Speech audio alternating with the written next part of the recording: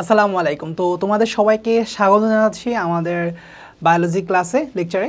তো আজকে আমরা হচ্ছে চলন এবং অঙ্গ চালনার আমরা 3 নম্বর ক্লাসটা কন্টিনিউ করব।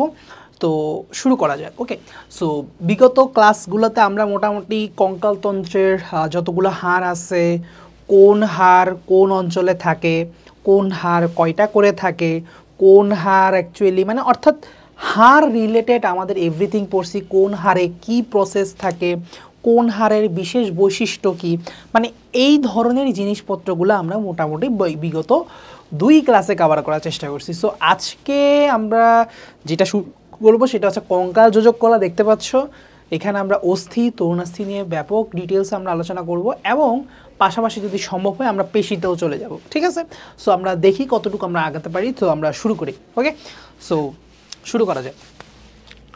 কঙ্কাল যোজক কলা হচ্ছে 2 ধরনের, একটা হচ্ছে আমার তরুণাস্থি এবং আরেকটা হচ্ছে আমার অস্থি। ঠিক আছে, তরুণাস্থি হচ্ছে যেটা নরম অস্থি, অনেক সময় এই জন্য এটাকে বলা হয় কোমলাস্থি, অনেক সময় এটাকে এই জন্য কোমলাস্থি ডাকা হয়। এটা যেহেতু নরম অস্থি বা কোমলাস্থি। এখন দুইটা কনফিউশন তোমাদের মধ্যে ক্লিয়ার করি। এইটার নামের মধ্যে অ আছে, তাই মনে রাখবা অস্থিটা হয় অস্থিতিস্থাপক। সো প্রায় সময় আমাদের কনফিউশন হয় যে আসলে কোনটা স্থিতিস্থাপক আর কোনটা অস্থিতিস্থাপক। সো পরীক্ষার হলে গিয়ে ভুলে যাও বা কেউ জিজ্ঞেস করলে ঠাস করে বলতে পারো না। সো মাথায় রাখবা অস্থির সামনে অ আছে, তো এটা লাগাই দিব হচ্ছে অস্থিতিস্থাপক। সো এইভাবে আমি মনে রাখি, আর তাহলে তরুণাস্থি হবে স্থিতিস্থাপক। ওকে, সো ভুলে যাওয়ার কোনো কারণ নাই। দুইটার মধ্যে বেসিক ডিফারেন্স হচ্ছে এটা একদম মানে প্রিলিমিনারি লেভেলে যদি ডিফারেন্স বলতে হয় দুইটা যোজক কলার মধ্যে আসলে একদম প্রিলিমিনারি লেভেলের ডিফারেন্স কি, এটাই হচ্ছে প্রিলিমিনারি লেভেলের ডিফারেন্স। আরও যদি দুটো ডিফারেন্স বলতে পারো তার মধ্যে একটা থাকবে অবশ্যই যে এটার আবরণ হচ্ছে পেরিঅস্টিয়াম এবং এটার আবরণ হচ্ছে পেরিকন্ড্রিয়াম। সো দুইটা ভালো ভালো পার্থক্য হয়ে গেল, সহজ পার্থক্য। তো আমরা ইনশাল্লাহ যখন এটা ডেপথে যাব আরও অনেক পার্থক্য বের হবে, আরও অনেক পার্থক্য বের হবে। যেমন অস্থিতে হেবাসিয়ান তন্ত্র থাকে, এদের থাকে না। তো আমরা তুলনামূলক যে টোটাল আলোচনা এটা আমরা করব শেষের দিকে, বাট শুরুতে তাও একটু কিছু পার্থক্য বলে দিলাম। সো কারণ আলটিমেটলি আমরা দুজন সম্পর্কে অনেক ভালো জানবো, অনেক ভালো জানার পরে আলটিমেটলি ওদের ভিতরকার ডিফারেন্সটা আমাকে খুব ভালো করে জানতে হবে। এটাই মূলত সৃজনশীলে আসে, বা সৃজনশীলে তোমাকে দিবে অস্থি এবং তরুণাস্থির মধ্যে তুলনা করতে দিবে। ঠিক আছে, অথবা শুধুমাত্র অস্থি নিয়ে লিখতে দিবে। তো যাই হোক, তো আমরা শুরু করি। তুলনাটাই বেশিরভাগ ক্ষেত্রে করতে দেয়। এখন আসো আমরা হচ্ছে অস্থি নিয়ে পড়াশোনা করি। সরি, অস্থি বা বোনস, তাই না? অস্থি হচ্ছে আমাদের মানবদেহের সর্বাপেক্ষা দৃঢ় একটা কলা বলতে পারি, সুদৃঢ় কলা, মানে সবচেয়ে শক্ত রিজিড, আমরা বলতে পারি সবচেয়ে রিজিড টিস্যু। অস্থি হচ্ছে আমাদের বডির সবচাইতে রিজিড একটা টিস্যু। এই টিস্যুটা এত হার্ড হওয়ার সবচেয়ে বড় কারণ হচ্ছে এই টিস্যুটার মধ্যে আমাদের ক্যালসিয়ামের প্রায় 97% ক্যালসিয়াম এই অস্থির মধ্যে জমা থাকে।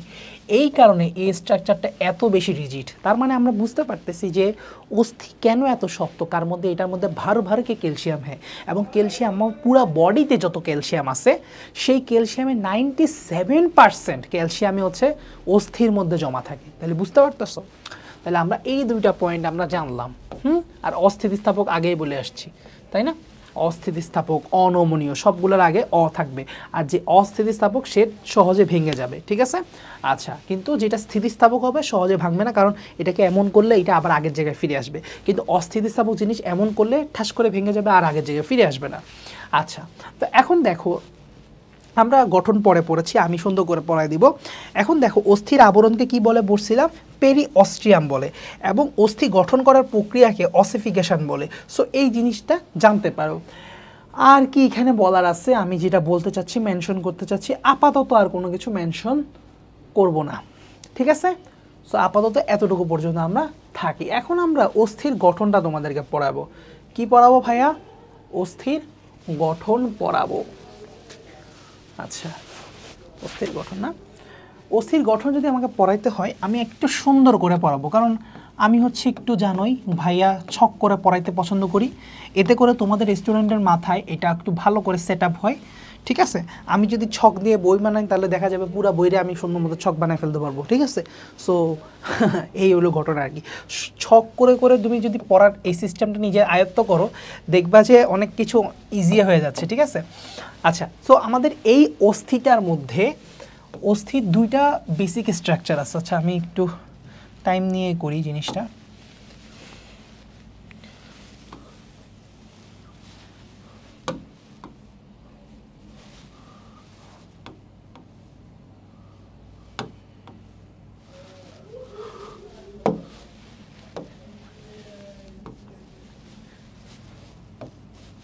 তাহলে অস্থির মধ্যে দুইটা মানে প্রধান জিনিস আছে।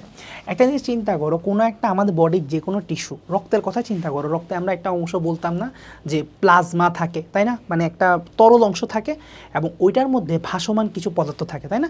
প্লাজমা থাকে এবং রক্তকোষ থাকতো, মনে আছে? তাহলে এইটাই কিন্তু আসলে এই অস্থির বেলায়ও সত্য। এখানে একটা ফ্লুইড পার্ট থাকবে। তো আমরা রক্তের ফ্লুইড অংশকে আমরা সবসময় ডাকি হচ্ছে প্লাজমা, কিন্তু অন্যান্য যে কোনো টিস্যুর যে একটু নরম অংশ বা হচ্ছে ফ্লুইড অংশ, এই ফ্লুইডটাকে আমরা ডাকি হচ্ছে মাতৃকা। এটা যেহেতু মাদার, এটার উপর সব কিছু ভেসে থাকে, এটার উপর সব কিছু সাসপেন্ড করে থাকে, সো এটাকে আমরা থাকি মাদার বা মাতৃকা, ঠিক আছে? সো ওই মা থেকে আসছে মাতৃকা। তাহলে মনে রাখবা এটার মাতৃকা বা ইংলিশে বললে ম্যাট্রিক্স থাকে। এই ম্যাট্রিক্সের মধ্যে কারা ভাসে অ্যাকচুয়ালি? তুমি রক্তের মতো করে চিন্তা করো জিনিসটা, রক্তকোষ যেরকম থাকতো এখানে থাকবে অস্থিকোষ। কত সুন্দরভাবে চিন্তা করা যায়। তোমার চিন্তা ভাবনাগুলো সুন্দর করে দেখবা, তোমার কাছে বায়োলজি অনেক সুন্দর লাগবে। আচ্ছা এখন একটু চিন্তা করে দেখো, এই মাতৃকার মধ্যে আমার অনেক ধরনের পদার্থ থাকতে পারে। তার মধ্যে আমরা ব্রড হেডিংয়ে দুইটা ভাগ করতে পারি, মাতৃকায় জৈব পদার্থ থাকবে এবং অজৈব পদার্থ থাকবে, তাই না? এটাই তো আমরা করতে পারি সহজে যদি ভাগ করতে চাই। আচ্ছা তাহলে আমরা সহজে যদি ভাগ করতে চাই, এখানে কিছু জৈব পদার্থ থাকবে এবং কিছু অজৈব পদার্থ থাকবে। আমার সাথে একমত আশা করি। এখন তুমি যদি আমাকে চিন্তা করে বলো, এখানে জৈব পদার্থের পরিমাণ বেশি থাকবে না অজৈব পদার্থের পরিমাণ বেশি থাকবে? আচ্ছা তুমি যদি ভালো করে চিন্তা করে থাকো, ভিডিও পজ করে, তাহলে অবশ্যই তুমি বলবো হচ্ছে অজৈব পদার্থের পরিমাণ বেশি। কেন? কারণ অজৈব পদার্থ মানে হচ্ছে বিভিন্ন লবণ। তো ক্যালসিয়ামকে একটা লবণের মধ্যে পড়ে না? ক্যালসিয়াম লবণ, সোডিয়াম লবণ, পটাশিয়াম লবণ, এগুলো কিন্তু লবণ, মিনারেলস মানে হচ্ছে সল্ট।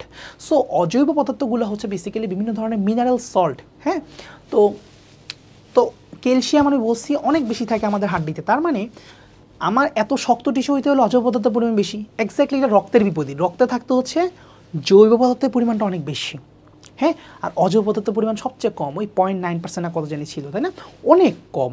তো এখানে ঘটনাটা পুরাই বিপরীত। যেহেতু হাড্ডি এত শক্ত একটা রিজিড স্ট্রাকচার, এইখানে থাকবে 60% অর্থাৎ 60% অজৈব পদার্থ এবং জৈব পদার্থ থাকবে হচ্ছে অনলি 40%। কেন এত ভালো করে এটাকে পড়াইলাম? কারণ তোমরা স্টুডেন্টরা পরীক্ষার হলে গিয়ে গোলাই ফেলো, অজৈব পদার্থের পরিমাণ বানায় দাও 40%, জৈব পদার্থ বানায় দাও 60%। কিন্তু আজকের পর থেকে ভুল করার কোনো কারণ নাই, কারণ তুমি লজিক জানো। কারণ হচ্ছে এখানে ক্যালসিয়াম বেশি, তো অজৈব পদার্থের পরিমাণ বেশি থাকতেই তো হবে, তাই না?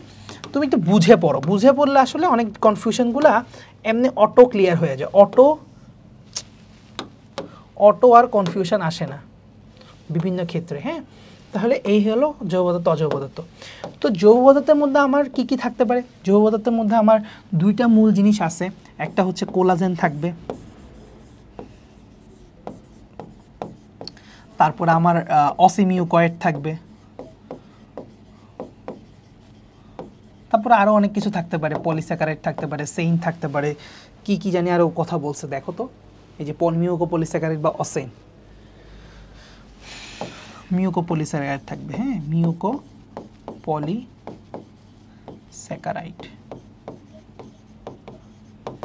অ্যাকচুয়ালি জৈব পদার্থটা আসলে দুই ভাগে ভাগ করা হয়, একটা হচ্ছে ফাইবার আর একটা হচ্ছে গ্রাউন্ড সাবস্টেন্স। তো গ্রাউন্ড সাবস্টেন্সের মধ্যেই হচ্ছে আসলে অসিমিউকয়েড, পলিস্যাকারাইড, আরও বহুত হ্যান প্যান ত্যান, তারপর হচ্ছে যে অনেক কিছু পদার্থ থাকে আর কি, ঠিক আছে? সো মাথায় রাখবা হচ্ছে যে কোলাজেন থাকে, এটা ইম্পর্টেন্ট, এবং বিভিন্ন প্রোটিন, এবং পলিস্যাকারাইড, মিউকোপলিস্যাকারাইড, তারপর হচ্ছে অসিমিউকয়েড, এগুলো থাকবে, ঠিক আছে? আচ্ছা, অজৈব পদার্থের মধ্যে কি থাকবে? বিভিন্ন ক্যালসিয়ামের লবণ, যেমন ক্যালসিয়ামের লবণ বলতে ক্যালসিয়াম ফসফেট থাকবে, সবচেয়ে ইম্পর্টেন্ট যেটা ক্যালসিয়াম ফসফেট। কয়টা হবে? এখানে হবে 2 আর এখানে হবে 3, তাহলে ক্যালসিয়াম ফসফেট থাকবে।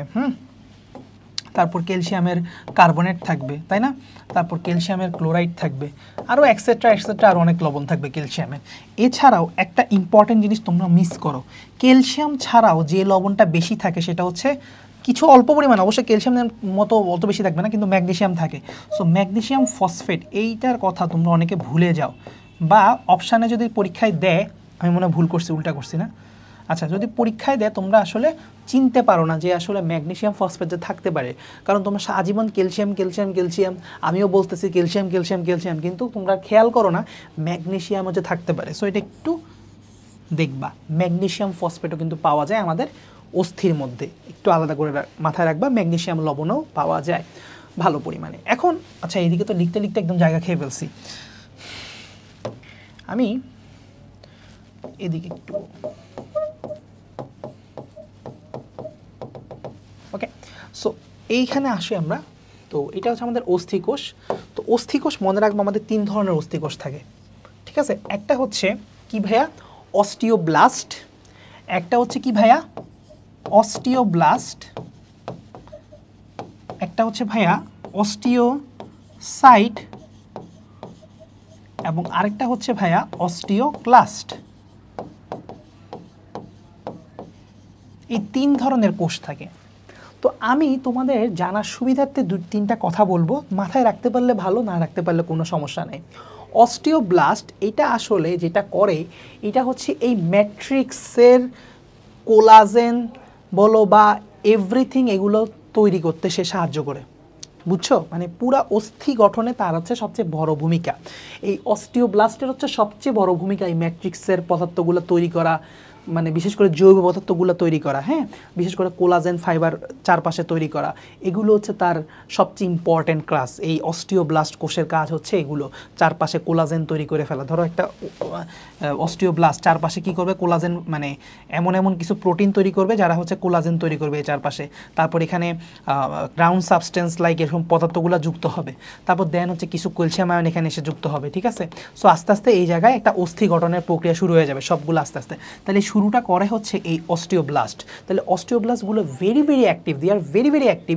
তারাই আসলে চারপাশ থেকে উপাদানগুলো নিয়ে তারা অস্থিটা গঠন করে। তো এই জন্য আসলে বলা হয় অস্টিওব্লাস্ট, এরা আসলে মূলত অস্থি গঠনের সাথে দায়ী, ঠিক আছে।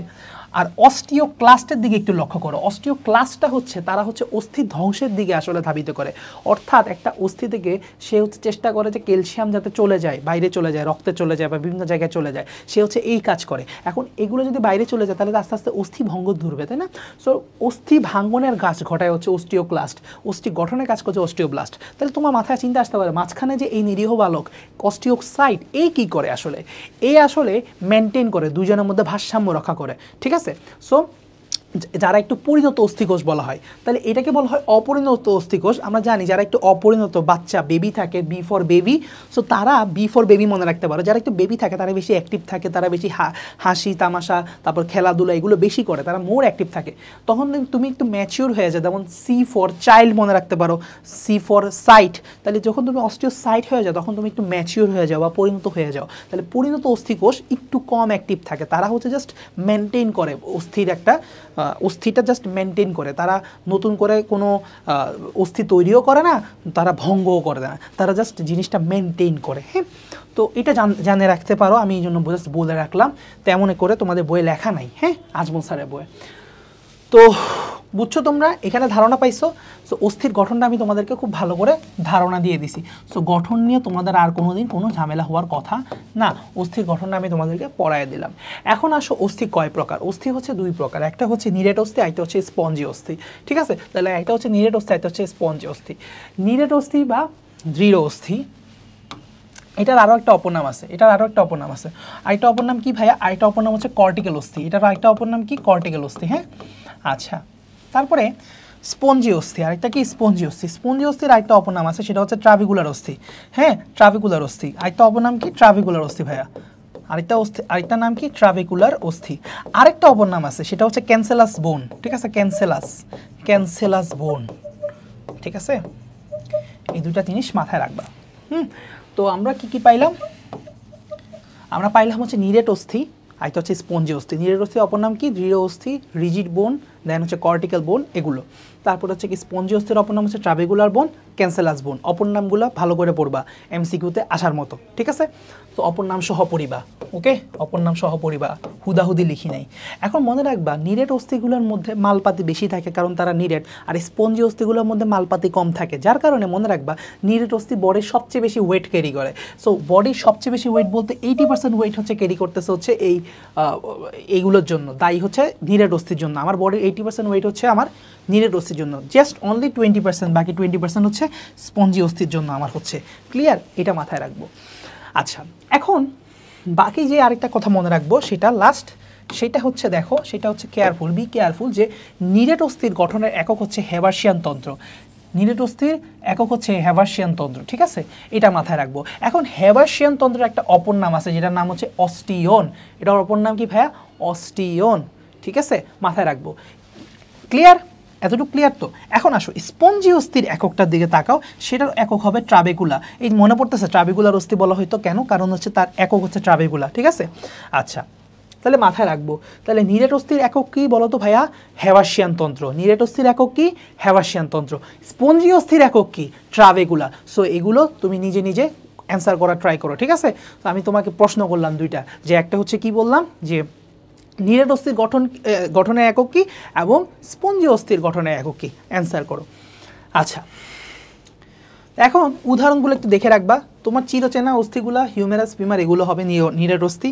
আর যেগুলো একটু চাপা অস্থি, মাথার খুলিতে থাকে, সেগুলো হচ্ছে তোমার স্পঞ্জি অস্থি। স্পঞ্জি অস্থি দেহের কম জায়গায় থাকে, বুঝতেই পারছো? চাপা অস্থি এবং কপালের খুলির অস্থিগুলো এগুলো হয়, যেমন ফ্রন্টাল, প্যারাইটাল, অক্সিপিটাল, এগুলো চাপা অস্থি। এগুলো হচ্ছে বিশেষ করে ফ্ল্যাট বোন যেগুলো, সেগুলো হচ্ছে স্পঞ্জি অস্থি হয়, ঠিক আছে? আচ্ছা, অস্থির কাজ রিডিং দিবা, ঠিক আছে? নিজ দায়িত্বে রিডিং দিও। আচ্ছা, এগুলো পড়ছি অনেক কিছু আমরা। আচ্ছা, এখন আসলে নিরেট অস্থির গঠন নিয়ে কথা বলি। আমাকে একটা কথা যদি বলি, নিরেট অস্থির গঠন হচ্ছে, গঠনের একক হচ্ছে আমরা জানি এখন হেবার্সিয়ান তন্ত্র। এখন হেবার্সিয়ান তন্ত্র নিয়ে পরীক্ষায় আসে যে হেবার্সিয়ান তন্ত্র বা অস্টিয়ন নিয়ে তুমি আসলে চিত্রসহ বর্ণনা করে, এটা একটা পরীক্ষায় প্রশ্ন আসে সৃজনশীল দিয়ে, বলে যে নিচের অঙ্গটির কার্যকরী একক বা গাঠনিক এককের বর্ণনা দাও। সো গাঠনিক একক বলতে হচ্ছে এখানে হেবার্সিয়ান তন্ত্র নিয়ে কথা বলতে বলে সৃজনশীলে। তো এখন মাথায় রাখবা হচ্ছে যেটা, যে এটার সংজ্ঞাটার মধ্যে একটা অপূর্ণতা আছে। হেবার্সিয়ান তন্ত্রের সংজ্ঞাটা বলা হয় অস্থির গঠন এবং কাজের একক। এটা আসলে বলা উচিত না, কারণ আমরা দেখছি এটা হচ্ছে নিরেট অস্থির গঠন এবং কাজের একক। সো এই কথাটা বললে এই জিনিসটা আরও ফুলফিল হয়। সো একটু মাথায় রাখবো, আসলে নিরেট অস্থির গঠন এবং কাজের একককে আমরা বলবো হেবার্সিয়ান তন্ত্র। একটু স্পেসিফিক করে দিব, কারণ স্পঞ্জি অস্থির ক্ষেত্রে তার একক হচ্ছে ট্রাবেকুলা, তাই না? এটা আমরা মাথায় রাখবো। এখন হেবার্সিয়ান তন্ত্র যেসব বর্ণনা দিছে এগুলো তোমার মাথা 10 হাত উপর দিয়ে যাচ্ছে, আমি ফর শিওর বলতে পারি, ফর শিওর। তো এখন আমি তোমাদেরকে একটু এই জিনিসটা ইজিয়ার করে দিই। আমি নিজের মতো করে একটা ছবি আঁকি। এই ছবিটা তোমরা হয়তো বুঝতেছো না এখন, আমি একটু পরে আঁকলে ভালো করে বুঝবে। আমি একটু আমার নিজের মতো করে ছবিটা আঁকি। আচ্ছা আসো ভাইয়া, ভাইয়া ছবি আঁকি, দেখি ভাইয়া ছবি কেমন আঁকি। আচ্ছা, আগে আমরা একটা হেবার্সিয়ান তন্ত্র, এই কালারের একটা বৃত্ত নেই, ওকে? এটা ধরো সেট হচ্ছে হেবার্সিয়ান নালী, ওকে? আচ্ছা, দেন হচ্ছে আমরা কালার চেঞ্জ করি, সেট হচ্ছে আমরা হলুদ কালার নেই, ওকে ওকে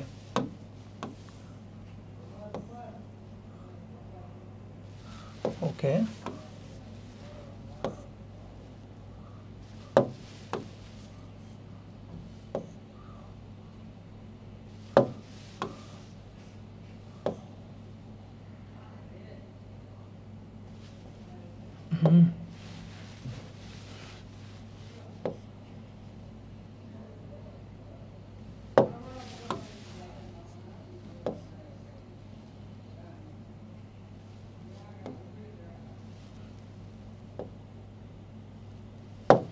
ধরো হয়েছে, আমরা অনেকগুলো বৃত্ত আঁকলাম, তোমরা এরকম ভাইয়ের মতো বৃত্ত আঁকো। আমি চাইলে আরও দিতে পারতাম, আরও একটু বড় বড় করে আঁকলে ভালো হতো বৃত্তগুলা, তাইলে দ্রুত পুরাই যেত। যাই হোক, যা হয়েছে হয়েছে, যা হওয়ার হয়েছে। এখন দেখো তো আমরা কি আঁকার চেষ্টা করতেছি, আগে মার্কিংগুলো করি। হ্যাঁ, মার্কিংগুলো করবো এক সাইডে।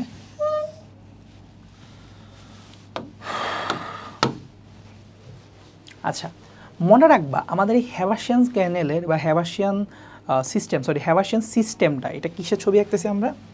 চিত্র, এটা ওই লিখবো, উপরে লিখি, হ্যাঁ, চিত্র হ্যাভাসিয়ান তন্ত্র। নিচে লিখতেছি না, কারণ নিচে অন্য কিছু এক্সপ্লেন করবে এই জন্য।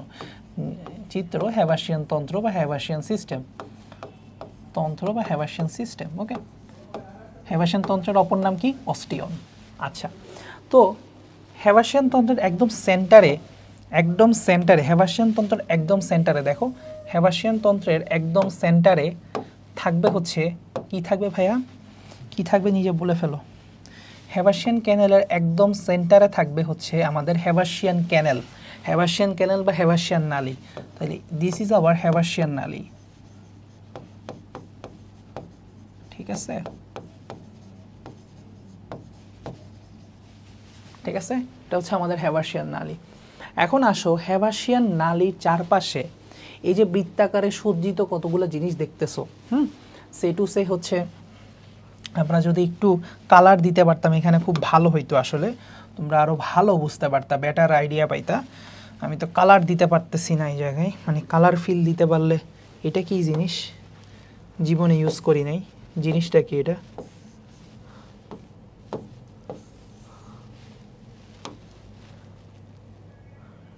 আই ডোন্ট নো, যদিও এটা কি কালার ফিল কোনো কারণে? আচ্ছা, এটা তো কালার ফিলার মনে হচ্ছে। ওয়াও, তোমাদেরকে পরে থেকে এখন অনেক নতুন নতুন জিনিস ডিসকভার করবো মনে হতেছে। আচ্ছা, সে টু সে, দাঁড়াও 1 মিনিট।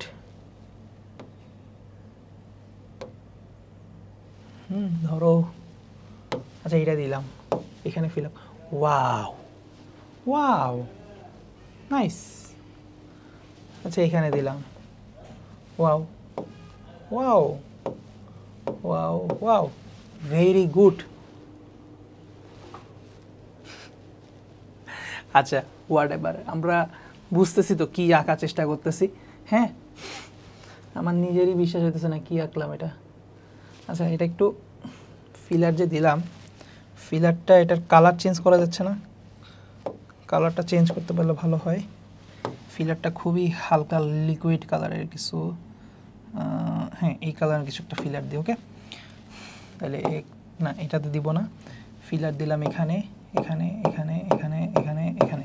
তাহলে আমরা দেখতে পাচ্ছি যে কনসেন্ট্রিক লেয়ারে, অ্যাকচুয়ালি কনসেন্ট্রিক লেয়ারে, আরে ইয়ার, হ্যাঁ, তাহলে কনসেন্ট্রিক লেয়ারে বিন্যস্ত আছে কিছু জিনিসপত্র। এগুলোকে বলা হয়, এগুলো আসলে কি জিনিস জানো? এগুলো আসলে অ্যাকচুয়ালি তোমার ম্যাট্রিক্স। এগুলো তোমার কি আসলে ম্যাট্রিক্স। তো ওই যে আমরা পড়ে আসছি না, অস্থির যে ম্যাট্রিক্সটা থাকে এইভাবে বিন্যস্ত থাকে, ঠিক আছে, এইভাবে চক্রাকারে বিন্যস্ত থাকে। তো প্রতিটা চক্রকে এক একটা ল্যামিলি ডাকে। সো এরকম প্রতিটা চক্রকে এক একটা ল্যামিলি ডাকা হয়, ঠিক আছে, প্রতিটা চক্রকে এক একটা ল্যামিলি ডাকা হয়, ল্যামেলি, ল্যামেলি ডাকা হয়। ক্লিয়ার? মনে থাকবে, ল্যামেলি ডাকা হয়। এখন এই ল্যামিলিগুলার মাঝখানে তাহলে ল্যামিলিগুলো বেসিক্যালি কিচ্ছু না, এগুলো হচ্ছে ম্যাট্রিক্স দিয়ে তৈরি, ঠিক আছে। তো ল্যামিলিগুলার মাঝখানে কিছু ফাঁকা স্থান তুমি পাবা, কিছু ফাঁকা স্থান পাবা। সে টু সে, এটা ধরো হচ্ছে একটা ফাঁকা স্থান, একটা ব্ল্যাক স্পেস। সো এইখানে একটা ব্ল্যাক স্পেস আছে।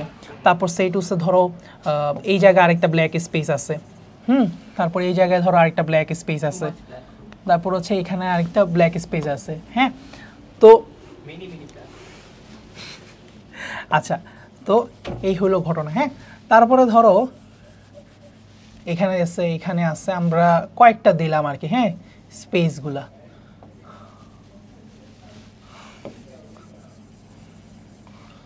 আচ্ছা, ওকে, সো আমরা অনেক স্পেস এঁকে ফেলছি। এখন আমাদের একদম 3D আর্টের মতো অনেক সুন্দর আর্ট হয়েছে। আমার নিজেরই ভালো লাগতেছে যে আমি এত ভালো করে তোমাদেরকে বুঝাতে পারতেছি। হ্যাভাসিয়ান তন্ত্র অনেকে বুঝে না ভাই, হাজার পড়ার পর পড়ানো বুঝে না, কিন্তু তোমরা বেসিক্যালি অনেক বেস্টভাবে বুঝবা, কারণ আমি কালার সহ দিতে পারছি। ওকে, আচ্ছা, তাহলে এখানে ভিতরে কিছু কালো অংশ দেখতে পাচ্ছি। কালো অংশ মানে মনে করবা এখানে আসলে গ্যাপ আছে, অন্ধকার কূপ, কারণ এখানে গ্যাপ। এই জায়গাগুলোর মধ্যে ম্যাট্রিক্স নাই, এই জায়গাগুলোর মধ্যে ল্যামিলি নাই, এই জায়গাগুলোর মধ্যে ল্যামিলি হচ্ছে অ্যাবসেন্ট। ক্লিয়ার? তাহলে যে জায়গাগুলোর মধ্যে ল্যামিলি অ্যাবসেন্ট, এইগুলোকে বলা হয় লেকুনা, এই অন্ধকার ঘর, এই অন্ধকার ঘরগুলোকে বলা হয় লেকুনা, ঠিক আছে। এখন মজার ব্যাপার, এই অন্ধকার ঘরগুলোতে কোথাও কোথাও কি থাকে জানো, অস্থিকোষগুলো লুকায় থাকে। তাহলে এই অন্ধকার ঘরের মধ্যে থাকে হচ্ছে লুকায় থাকে কে, অস্থিকোষ, অস্থিকোষ লুকায় থাকে, ঠিক আছে। তাহলে এই অস্থিকোষটা তোমরা দেখাবা না, ঠিক আছে, কারণ এটা একদম লেকুনার ভিতরে থাকে তো দেখা যায় না। আমি জাস্ট তোমাদের বোঝানোর খাতিরে মার্কিং করছি, কিন্তু তোমরা ভুলেও অস্থিকোষ দেখাও না, টিচাররা মাইন্ড করতে পারে, ঠিক আছে। সো কিন্তু এটা কনসেপচুয়ালি এই লেকুনার ভিতরে তোমার এই অস্থিকোষ থাকে। তাহলে ক্লিয়ার, অস্থিকোষগুলো কই থাকে, লেকুনার ভিতরে। তোমার একটা পয়েন্ট একটা আলোচনার বলছিল এই জায়গায়, এখানে আমরা বুঝি নাই হয়তো, দেখো এই যে দেখো বুঝি বলছে অস্থিকোষ লেকুনাতে অবস্থান করে, আমরা তখন বুঝি নাই, এই যে বলছিল এই অস্থিকোষগুলো কোথায় অবস্থান করে, লেকুনাতে অবস্থান করে, তখন আমরা বুঝি নাই। এখন আমরা বুঝছি লেকুনা কি জিনিস। ওই যে ল্যামেলি যেসব জায়গায় থাকে না, কালো ব্ল্যাক হোল, ঠিক আছে, ওই জায়গাগুলোর ভিতরে থাকে হচ্ছে, অন্ধকারের মধ্যে থাকে হচ্ছে আমার এই অস্থিকোষগুলা, ঠিক আছে, নিরীহ অস্থিকোষগুলা। আচ্ছা, এই হলো ঘটনা। এখন মজার ব্যাপার হচ্ছে প্রতিটা অস্থিকোষের তো নিউট্রিশন লাগবে, তো এখন একে অপরের মধ্যে যোগাযোগ লাগবে। তো এই যোগাযোগগুলো কিভাবে কে মেনটেন করবে অ্যাকচুয়ালি, হ্যাঁ, এটাই তো সমস্যাটা, সবচেয়ে বড় সমস্যাটা তো হচ্ছে এই জায়গায়। আরও বেশি একটু বাড়াই দিতে পারি আমরা, এই কালো জায়গাগুলো একটু বাড়াই দিলাম, শেষ। তাইলে এগুলো থেকে এখন কিছু চ্যানেল রেডিয়েট করবে, ঠিক আছে, কিছু রেডিয়েটিং চ্যানেল রেডিয়েট করবে, ঠিক আছে, কিছু চ্যানেলের মতো কিছু জিনিস বের হয়ে যাবে, এগুলো রেডিয়েট করবে, একটার সাথে কানেকশন তৈরি করবে, ঠিক আছে, এটার সাথে এটা, এটার সাথে এটা, আপাতত বেশি দূরে নিচ্ছি না, ঠিক আছে, মাথায় রাখবে একটার সাথে একটা কানেকশন তৈরি করবে। এরকম কিছু চ্যানেল বের হবে, চ্যানেলের মতো বের হবে, নালী বের হবে, খুবই সরু নালী বের হবে, যেগুলো একে অপরের সাথে প্রত্যেকটা লেকুনা, মানে লেকুনা থেকে লেকুনার মধ্যে মানে হচ্ছে যে তোমার মানে কানেকশন তৈরি করবে, লেকুনা টু লেকুনা কানেকশন ক্রিয়েট করবে, ঠিক আছে, লেকুনা টু লেকুনা কানেকশন ক্রিয়েট করবে, যাতে কোনো লেকুনা কানেকশন থেকে বিচ্যুত না হয়, ঠিক আছে, এরকম কানেকশন তৈরি করলো। ওয়াও, কি যে ছবি আঁকতেছি আমি, নাইস, ঠিক আছে, মানে আর্টিস্ট হয়ে গেছি ভাইয়া, তো এত সুন্দর ছবি আঁকি না আসলে ভাইয়া, জানতামই না, তোমাদেরকে পড়াইতে গিয়ে এখন জানলাম। এখন ভাবতেছি আসলে পড়ানো টনানো বাদ দিয়ে এখন আমি চিত্রশিল্পী হয়ে যেতে পারি কিনা, ঠিক আছে, পাবলো পিকাসোর মতো চিত্রশিল্পী হয়ে যেতে পারি কিনা, সেই লক্ষ্যে একটু আমি চিন্তা ভাবনা করবো। হ্যাঁ, ক্লাসটা শেষ করেই চিন্তা ভাবনা করছি, ভাবছি। হ্যাঁ, আচ্ছা, যাই হোক, মজা করছি। এখন আসলে দেখো তো, আরও এখানে লেকুনা হিয়া বের করে দিই। তাহলে এই যে জিনিসগুলো বের হয়ে যাচ্ছে, চ্যানেল, বিভিন্ন চ্যানেল বের হয়ে যাচ্ছে, সে টু সে, এইটা এই লালটা, এই সরি, ক্রস করা যাবে না, এটা নিয়ম নাই, তোমার মার্কিং করার নিয়ম হচ্ছে কখনো ক্রস করা যাবে না, ঠিক আছে। তাহলে এইগুলো হচ্ছে আমার ক্যানালিকুলি। এগুলো কি ভাইয়া, ক্যানালিকুলি। এগুলো কি ভাইয়া, ক্যানালিকুলি। নামগুলো একটু অদ্ভুত, প্রথমবার পড়তে খুব বিরক্ত লাগবে, কিন্তু একবার মুখস্থ হয়ে গেলে খুবই সোজা লাগবে। তাহলে এই লেকুনা থেকে যে চারপাশে নালি বের হয়ে গেছে, সরু নালি যেগুলো চারপাশে রেডিয়েট করতেছে, ছড়ায়ে পড়ছে চারপাশে, সেগুলোকে আমরা বলবো হচ্ছে ক্যানালিকুলি। এগুলো পার লেকুনার মধ্যে যোগাযোগ রক্ষা করে, প্রতি লেকুনার থেকে যোগাযোগ রক্ষা করে। মাঝখানে ছিল আমার হেভাসিয়ান নালী, তাই না। এখন আমি তোমাদেরকে একটা ক্লু দেই ভাইয়া, ক্লু বলতে আরেকটা জিনিস ধরাই দিই, সেটা হচ্ছে ধরো সে টু সে। আচ্ছা, এখানে কপি করার কোনো অপশান আছে মনে হয় না, কপি করা গেলে খুব বেটার হইতো, খুবই বেটার হইতো। যাই হোক, কপি আমরা করতে পারতেছি না, বাট সে টু সে ধরো, আবার এই জায়গায় একটা হেভাসিয়ান সিস্টেম আছে, সে টু সে। আমরা এখানে আর ড্রয়িং করবো না, এত ড্রয়িং করে আমরা টাইম নষ্ট করবো না। সে টু সে এখানে একটা হেভাসিয়ান সিস্টেম আছে, এবং এইখানেও সেমভাবে সে to say, say to say, এখানেও আমাদের এই যে হেভাসিয়ান নালী আছে মাঝখানে একদম সেন্টারে। হ্যাঁ, এখন দুইটা হেভাসিয়ান তন্ত্রের মাঝখানে কানেকশান রক্ষা করতে গেলে আরেকটা নালী থাকে। তো এটা তোমাদেরকে বুঝাইতে গিয়ে আমি হচ্ছে তোমাদের যেটা করব, ধরো আমি একটু সে টু সে এটা ইউজ করি। হ্যাঁ, তাহলে দেখো এ নিচে নামলাম, এই নিচে নামলাম, জিনিসটা বোঝানোর জন্য নামতেছি। অবশ্যই তো এগুলো আমরা উপর দিক থেকে দেখতেছি, আমরা তো এগুলো অস্থির উপর থেকে দেখতেছি। সো অস্থি যদি নিচ থেকে এইভাবে সাইড থেকে দেখতাম, এগুলো এইভাবে নেমে যাচ্ছে আমরা দেখতাম। সো ধরো এই নালীটা যে নিচের দিকে নেমে যাচ্ছে, ঠিক আছে, এদিকেও এই নালীটা নিচের দিকে নেমে যাচ্ছে। হ্যাঁ, আচ্ছা, সে টু সে এখানে একটা গোল আঁকি।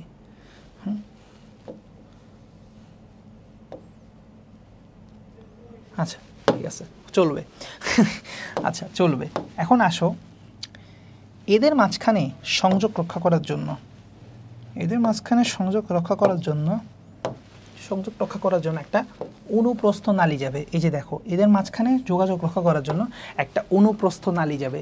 এই নালীটার নাম আমরা অনেকে জানি না, কারণ এটা আসলে মার্কিং করা হয় না। দেখো, এই জিনিসটা তোমরা আর আঁকবা না, আঁকার দরকার নাই, কারণ এটা আপনার হেবাসিয়ান তন্ত্রের মার্কিংয়ে আসবে না। এটা তোমার কনসেপ্ট বোঝানোর জন্য আঁকতেছি, এই যে ডট ডট করে ইচ্ছা করে, ঠিক আছে, যাতে তোমরা বুঝো যে দুইটা হেবাসিয়ান নালীকে যুক্ত করে হচ্ছে আরেকটা অনুপ্রস্থ নালী। কেমন নালী? অনুপ্রস্থ নালী। লিখে রাখো, দুইটা হেবাসিয়ান নালীকে যুক্ত করা একটা অনুপ্রস্থ নালী, যার কি নাম? যার নাম হচ্ছে ভকম্যানস ক্যানেল। ভকম্যানস ক্যানেল মানে ভকম্যানের নালী, ঠিক আছে, ভকম্যানস নালী। ক্লিয়ার? এদিকে কি মার্কিংয়ে? ওরে আল্লাহ, এটা পুরোতে গেছে গা, শিট। এটা করতে হইলে আমার যেটা করা লাগতো, আই গেছে এটাকে ফিল আপ দেওয়া লাগতো।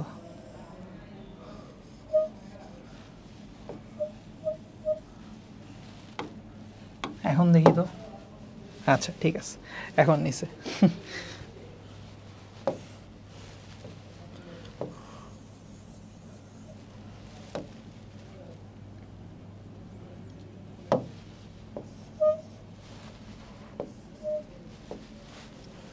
ঠিক আছে,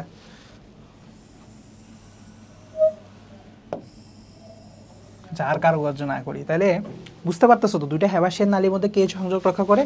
ভকম্যানস নালী। এটা একটা অনুপ্রস্থ নালী। তাহলে দেখো, হেবাসিয়ান তন্ত্রের এত জোস একটা ছবি আঁকছে, তুমি আর কই না বুঝে যাবা। তাহলে ল্যামেলিগুলো এরকম চক্রাকারে বিন্যস্ত থাকে, 5 থেকে 15টা স্তরে মনে হয়। তাহলে দেখে নিও সংখ্যাটা কয়টা স্তরে বিন্যস্ত থাকে। এগুলো বেসিক্যালি ম্যাট্রিক্স। সো এই ম্যাট্রিক্সের মাঝখানে বা ল্যামেলি মাঝখানে ফাঁকা জায়গা থাকে, যেগুলোকে আমরা বলি ল্যাকুনা। এই ল্যাকুনার মধ্যে অস্থিকোষগুলো থাকে। এই ল্যাকুনা থেকে কিছু চ্যানেলের মতো কিছু জিনিস বের হয়ে যাচ্ছে, বা সরু নালী বের হয়ে যায় চারপাশে ল্যাকুনাগুলোর মধ্যে পারস্পরিক যোগাযোগ রক্ষা করার জন্য, যেগুলোকে বলা হয় ক্যানালিগুলি। তারপরে দেখো, দুইটা হেবাসিয়ান নালীর মধ্যে যোগাযোগ রক্ষা করার জন্য হচ্ছে মাঝখানে থাকে ভকম্যানস ক্যানেল। দেখো, আমরা মোটামুটি হেবাসিয়ান তন্ত্রটা পুরো পড়ে ফেলছি। এখন এখানে যা আছে একটা বার রিডিং দিয়ে নাও, ভিডিওটা পজ করে, ক্লাসটা পজ করে, এখানে যা কিছু আছে একটা বার রিডিং নিয়ে নাও, সব কিছু বুঝতেছো কিনা। আচ্ছা, অস্থির কেন্দ্রস্থলে গহ্বরকে বলা হবে মজ্জা গহ্বর। আমরা জানি এটা লাল বা অথবা হলুদ অস্থিমজ্জায় পূর্ণ থাকে, এন্ডোস্টিয়ামে আবৃত। আচ্ছা, তাহলে মনে রাখবা হচ্ছে পেরিওস্টিয়াম হচ্ছে অস্থির বাহিরের আবরণ, অস্থির বাহিরের আবরণ হচ্ছে পেরিওস্টিয়াম, আর ভিতরে যে অস্থিমজ্জা থাকে সেই অস্থিমজ্জার আবরণ হচ্ছে এন্ডোস্টিয়াম। ঠিক আছে, এটা একটা জিনিস মাথায় রাখবা। ধরো সে টু সে এটা হচ্ছে আমাদের একটা অস্থি, ঠিক আছে, এটা ধরো আমাদের একটা অস্থি। তো এই অস্থির ভিতরে হচ্ছে আমার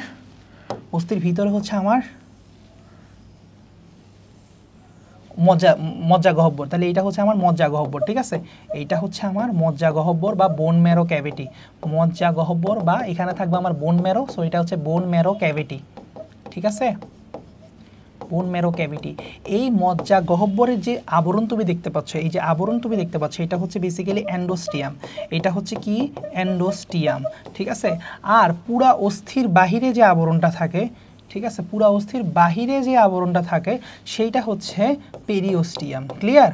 তাহলে অস্থির আবরণ হচ্ছে পেরিওস্টিয়াম এবং মজ্জা গহ্বরের আবরণ হচ্ছে এন্ডোস্টিয়াম, মাথায় যত থাকে। ওকে, এবং আরেকটা মজার বিষয় আছে যে ধরো সেটুসে এই জিনিসটাকে যুক্ত রাখতেছে কি লালের সাথে সাদাটা যে সংযোগ রক্ষা করে, এখানে কিছু ফাইবার আছে, ঠিক আছে। আমি ধরো সেটুসে আমি লালটাকে একটু ভিতরে ঢুকাই দিই, ধরো এই জায়গায়, হ্যাঁ, এই জায়গায় হচ্ছে লালটা। এখন এখানে মাঝখানে কিছু তন্তু এসে যুক্ত হয়, এই যে তন্তু, এই তন্তুগুলা হচ্ছে বেসিক্যালি পেরিওস্টিয়ামের সাথে মেইন অস্থির সংযোগটা ঘটায়। এই তন্তুগুলাকে শার্পেস তন্তু বলা হয়। তোমরা এটা একটু জেনে রাখতে পারো, শার্পেস তন্তু বা শার্পেস ফাইবার বলা হয়। এগুলো পেরিওস্টিয়ামের সাথে মেইন অস্থির সংযোগ ঘটায়, মানে মাথায় রাখতে পারো। ওকে, আচ্ছা আসো, বায়ুপূর্ণ অস্থি কী কী? এমসিকিউর জন্য তোমাদের lovely maxilla, frontal, sphenoid, ethmoid. তাহলে এগুলো দেখলে লাগাই দিবা। তাহলে এর মধ্যে সবচেয়ে বড় বায়ুপূর্ণ অস্থি হচ্ছে ম্যাক্সিলা, সবচেয়ে বড়, ঠিক আছে, সবচেয়ে বড় বায়ুপূর্ণ অস্থিকে ম্যাক্সিলাটাই পরীক্ষা সবচেয়ে বেশি আছে, ঠিক আছে। এছাড়াও ফ্রন্টাল, স্ফেনয়েড, ইথময়েড, এগুলোর মধ্যে কি থাকে? বেসিক্যালি বায়ুপূর্ণ গহ্বর বা প্যারানেসাল সাইনাস থাকে। এগুলো আমরা পঞ্চম অধ্যায়ে পড়বো, শ্বাস এবং শ্বসন এবং শ্বাসক্রিয়া, এই চ্যাপ্টারটার মধ্যে। দেখো এটা হচ্ছে ফ্রন্টাল সাইনাস, চোখের উপরে, ঠিক আছে। তারপরে গাল অংশ হচ্ছে এখানে হচ্ছে ম্যাক্সিলারি সাইনাস, তারপরে এখানে হচ্ছে তোমার স্ফেনোয়েড সাইনাস, তারপর পিছনে হচ্ছে এখানে অনেক ছোট ছোট ছোট ছোট এগুলো হচ্ছে ইথময়েড সাইনাস, ঠিক আছে, দুই চোখের মাঝখানে পিছনে হচ্ছে ইথময়েড সাইনাস। ওকে, সো এগুলো হচ্ছে প্যারানেসাল সাইনাস, সাইনাস মানে হচ্ছে বায়ু গহ্বর। ওকে, আচ্ছা তাহলে আমরা তরুণাস্থি চলে যাই। আমরা তো মোটামুটি আমরা অস্থি পড়ে ফেলছি, হ্যাবাসিয়ান তন্ত্র পড়ে ফেলছি, আমরা এখন ভালোভাবে পারি। তো এখন আমরা হচ্ছে তরুণাস্থি পড়তে হবে। আসো তরুণাস্থি। তরুণাস্থি হচ্ছে অবশ্যই স্থিতিস্থাপক হবে, অভঙ্গুর হবে এবং নমনীয় হবে। এটা ম্যাট্রিক্স বলছে কন্ডিন দ্বারা কন্ডমীয় হচ্ছে।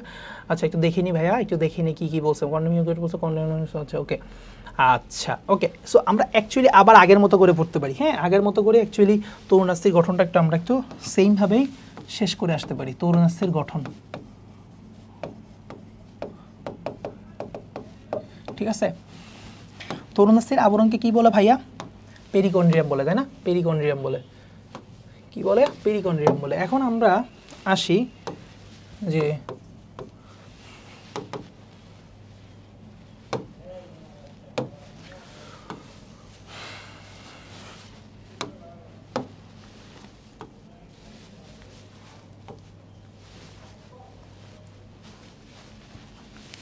তাহলে আমাদের এখানেও সেম মাতৃকা থাকবে, ম্যাট্রিক্স থাকবে।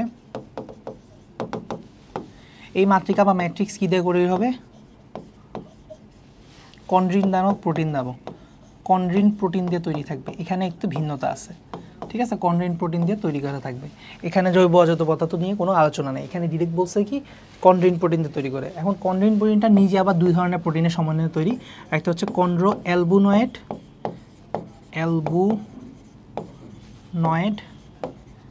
এবং chondromucoid, if I am not wrong, chondroalbuminoid এবং কন্ড্রো মিউকয়েড, ইয়েস, এই দুইটা প্রোটিন দিয়ে আবার তৈরি, ঠিক আছে, কন্ড্রো মিউকয়েড। নামগুলো অনেক অদ্ভুত, তো মনে থাকে না, তোমাদেরকেও অনেকবার পড়তে হবে, ঠিক আছে। তাহলে এই ম্যাট্রিক্সটা হচ্ছে কন্ড্রিন প্রোটিন দিয়ে তৈরি এবং সেই কন্ড্রিন প্রোটিনটা আবার নিজে হচ্ছে কন্ড্রো অ্যালবিনয়েড এবং কন্ড্রো মিউকয়েড, এই দুইটা প্রোটিন দিয়ে তৈরি, ঠিক আছে। তাহলে আমরা ম্যাট্রিক্সের গঠন আমরা বুঝছিলাম। এই ম্যাট্রিক্সের মধ্যে কি থাকবে? আমাদের তরুণাস্থি কোষ থাকবে, তরুণাস্থি কোষ, ঠিক আছে। কি থাকবে ভাইয়া? তরুণাস্থি কোষ থাকবে। তরুণাস্থি কোষ কি কি ভাইয়া? এখানে তিনটা থাকবে না, এখানে আমাদের থাকবে দুইটা। তো এখানে অস্টিওক্লাস্টের মতো কিছু থাকবে না, এখানে জাস্ট থাকবে কন্ড্রোব্লাস্ট আর কন্ড্রোসাইট, কন্ড্রোব্লাস্ট এবং কন্ড্রোসাইট থাকবে, ঠিক আছে, কন্ড্রোসাইট থাকবে। ওকে, এখন আমরা আসি যে আমাদের তরুণাস্থির প্রকারভেদটা ভেরি ভেরি ইম্পর্ট্যান্ট। আমি জাস্ট বুঝাইতে পারবো না তরুণাস্থির প্রকারভেদটা কতটা ইম্পর্টেন্ট। হ্যাঁ, অস্থির প্রকারভেদ ছিল 2 প্রকার, আর এখানে তরুণাস্থির প্রকারভেদ হচ্ছে মাশাআল্লাহ 4 প্রকার, ঠিক আছে, 4 প্রকার।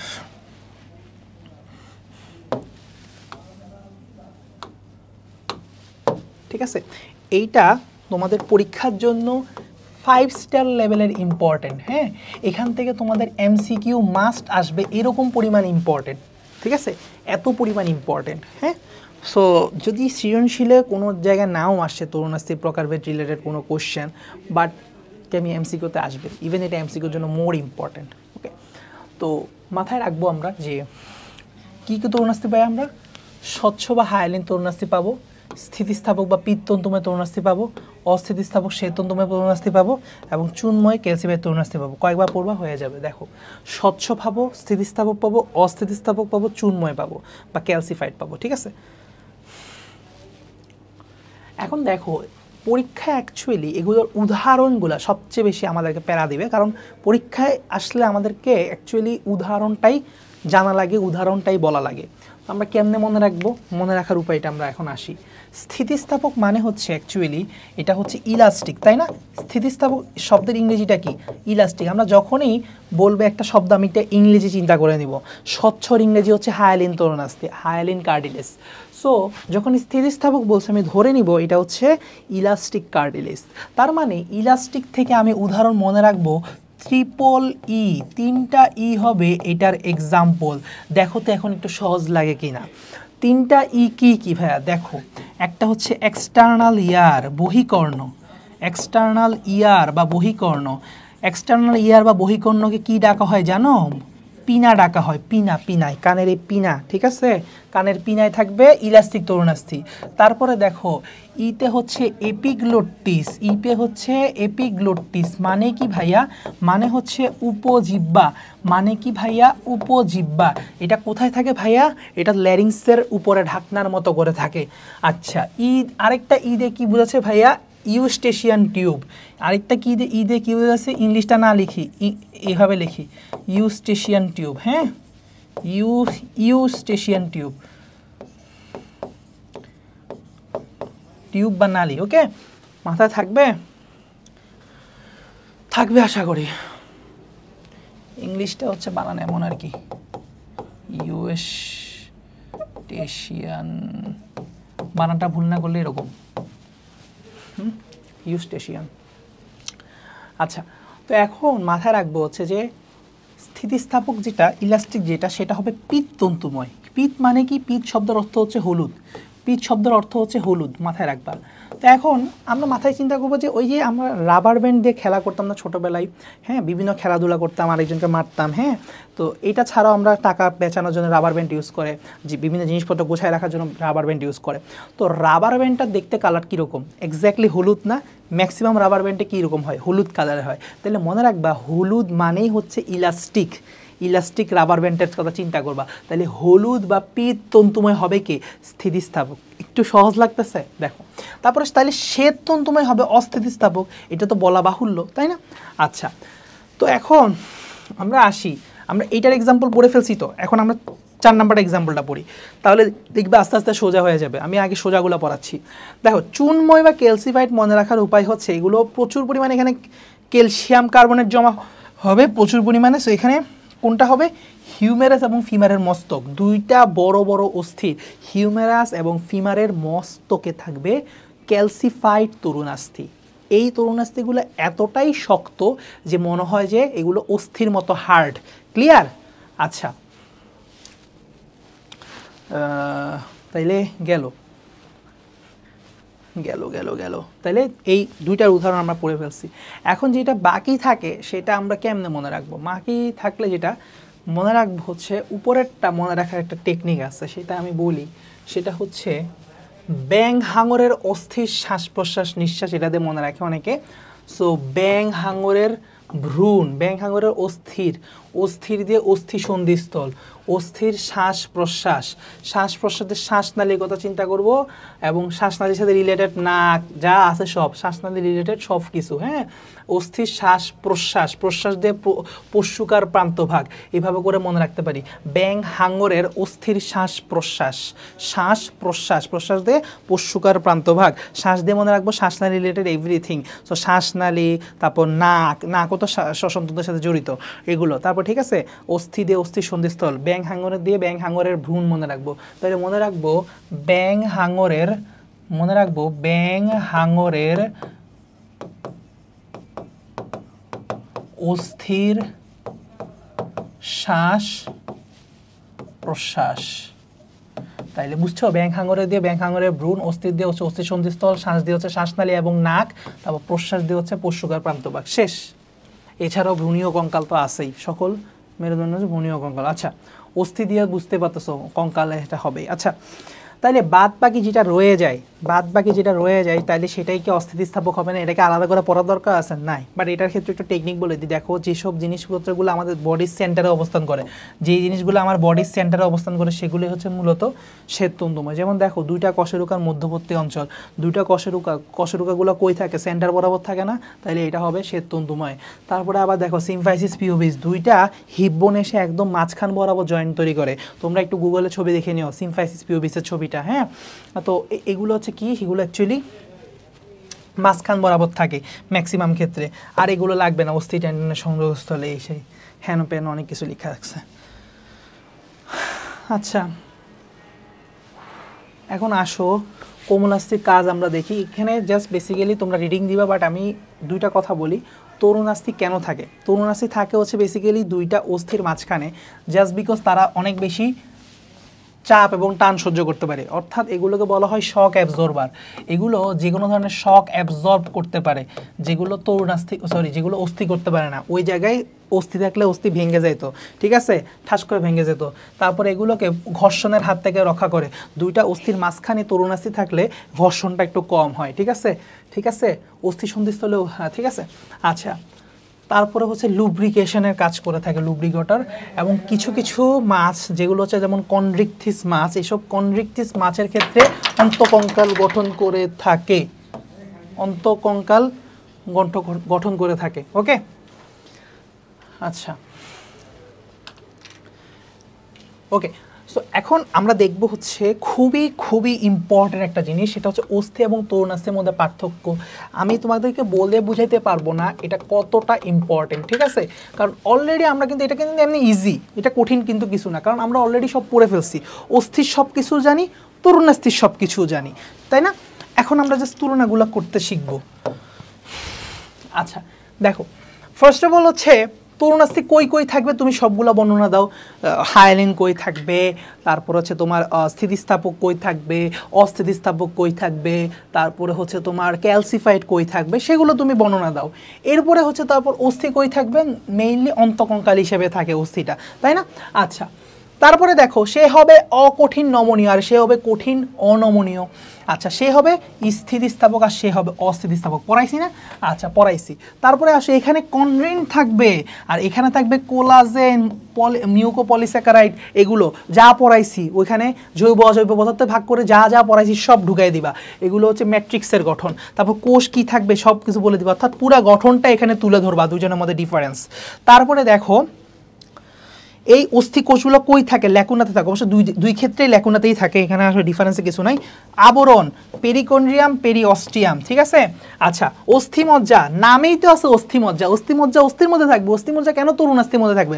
তাহলে তো নাম হয়ে যেত তরুণাস্থিমজ্জা, তাহলে অধিকাংশ ক্ষেত্রে অস্থিমজ্জা থাকবে না হচ্ছে তরুণাস্থিতে, আর অধিকাংশ ক্ষেত্রে থাকবে অস্থিমজ্জা অস্থিতে। আচ্ছা, কার অস্থিমজ্জা নাই এরকম একটা কোশ্চেন, অস্থিমজ্জা নাই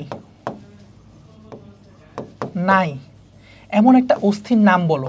পরীক্ষায় একবার আসছিল কোন একটা মেডিকেল ভর্তি পরীক্ষা কোন একটা বছরে, কোথায় জানি আমি আসছিল দেখছি। এটার উত্তর হচ্ছে ক্ল্যাভিকল,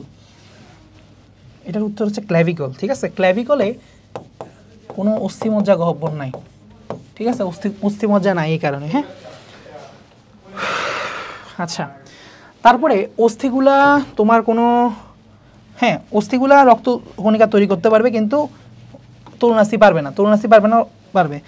হেবাসিয়ান তন্ত্র অবশ্যই অস্থিতে থাকবে, তরুণাস্থিতে থাকার কোনো প্রশ্নই আসে না, তরুণাস্থিতে থাকার কোনো প্রশ্নই আসে না। ক্লিয়ার? তাহলে এই পার্থক্যগুলো খুব ভালো করে পড়ে মুখস্থ করে ফেলবা, ঠিক আছে, কারণ এগুলো আমি বুঝাই দিছি, এখন তোমাদের কাজ হলো মুখস্থ করা। আচ্ছা, তো এখন আমরা হচ্ছে পেশি কলা কিংবা মাসেল টিস্যু নিয়ে আলোচনা করব। তো একটু আগে আমরা হচ্ছে স্কেলেটাল কানেকটিভ টিস্যু কিংবা কঙ্কাল যোজক কলা এটা নিয়ে পড়াশোনা করলাম, এবং সেখানে আমরা বোনস এবং কার্টিলেজ অর্থাৎ অস্থি এবং তরুণাস্থি নিয়ে আমরা খুব ভালো একটা ডিটেলস ডিসকাশন করছি, এবং শেষমেশ আমরা অস্থি এবং তরুণাস্থির মধ্যে তুলনার একটা ছক আছে সেটাও আমরা দেখে নিলাম, যেটা আমাদের পরীক্ষার জন্য খুব বেশি লাগবে। পুরো ছকটা খুব ভালো করে মুখস্থ করতে হবে। তো এখন আমরা হচ্ছে বেসিক্যালি দেখব যে পেশি টিস্যু নিয়ে আমরা আলোচনা করব। তো আমাদের এটা উৎপত্তি কোথা থেকে হয়েছে মনে রাখতে হবে। যে কোনো কানেকটিভ টিস্যু, আমি তোমাদেরকে একটা ল বলে দিই, যেটা মনে রাখবা সবসময়, যে কোনো কানেকটিভ টিস্যু যোজক কলা কোথা থেকে আসবে ভাই? মেসোডার্ম থেকে আসবে। অর্থাৎ তার মানে বোনস, কার্টিলেজ এগুলো ছিল কঙ্কাল যোজক কলা, যেটাকে আমরা বলতে পারি স্কেলেটাল কানেকটিভ টিস্যু, তাহলে এরা মেসোডার্ম থেকে আসবে। মাসকুলার টিস্যু এটা আলাদা একটা টিস্যু, তাই না, এটাও আসবে মেসোডার্ম থেকে। সো কানেকটিভ টিস্যু এবং মাসকুলার টিস্যু এই দুটো জিনিস আসবে সবসময় মেসোডার্ম থেকে। সো মনে রাখবা এগুলো কোথা থেকে আসবে? মেসোডার্ম থেকে আসবে।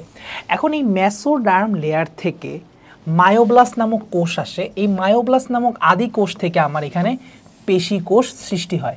তার মানে মনে রাখবা মায়োব্লাস্ট হচ্ছে অ্যাকচুয়ালি প্যারেন্ট সেল, ঠিক আছে। এই প্যারেন্ট সেল থেকে, ঠিক আছে, আমাদের পিতামাতা যেরকম আছে, আমাদের পিতামাতা থেকে যেমন আমরা আসছি, সেরকম কোন আদি কোষ থেকে আসলে আমাদের পেশি কোষটা আসছে? এটা মায়োব্লাস্ট নামক প্যারেন্ট সেল থেকে আমাদের এই মাসেল সেলটা অ্যাকচুয়ালি ডেভেলপ করে লাস্ট অফ অল।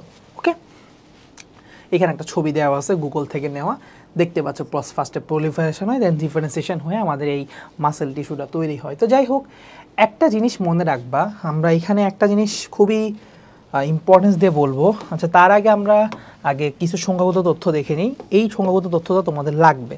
পেশিকলায় প্রায় 75% পানি পাওয়া যায় এবং অবশিষ্ট অংশ হচ্ছে কঠিন পদার্থ। তাহলে মনে রাখতে হবে কতটুকু, এই আমার মাসেলের মধ্যে প্রায় 75% পানি থাকে। তাহলে পানি থাকে কত পার্সেন্ট, এটা খুবই খুবই ইম্পর্ট্যান্ট একটা ইনফরমেশান যেটা আমাদের জানা লাগবে। তাহলে পানি থাকে হচ্ছে 75%, যেটা ভেরি ভেরি ইম্পর্ট্যান্ট একটা ইনফরমেশান। এখন আমরা কিছু বেসিক জিনিস জানবো, এটার বৈশিষ্ট্য বা যাই বলো না কেন।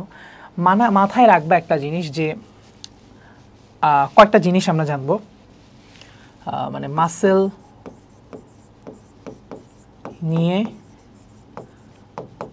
যা জানবো, ধরো একটা ক্যাপশন দিলাম, সে টু সে। আমরা এখন কি কি জানতে পারি?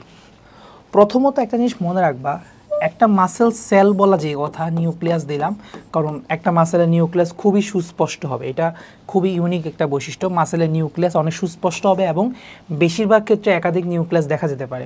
হ্যাঁ, তো যাই হোক, এটা ধরো একটা মাসেল সেল বা পেশি কোষ, বাংলায় বললে পেশি কোষ। একটা জিনিস মনে রাখবা, পেশি কোষ বলা যেই কথা, এক্স্যাক্টলি পেশি তন্তু বলা সেম কথা। পেশি তন্তু বলা সেম কথা। এই জিনিসটা আমাদের মধ্যে অনেকের ক্লিয়ার ধারণা নাই।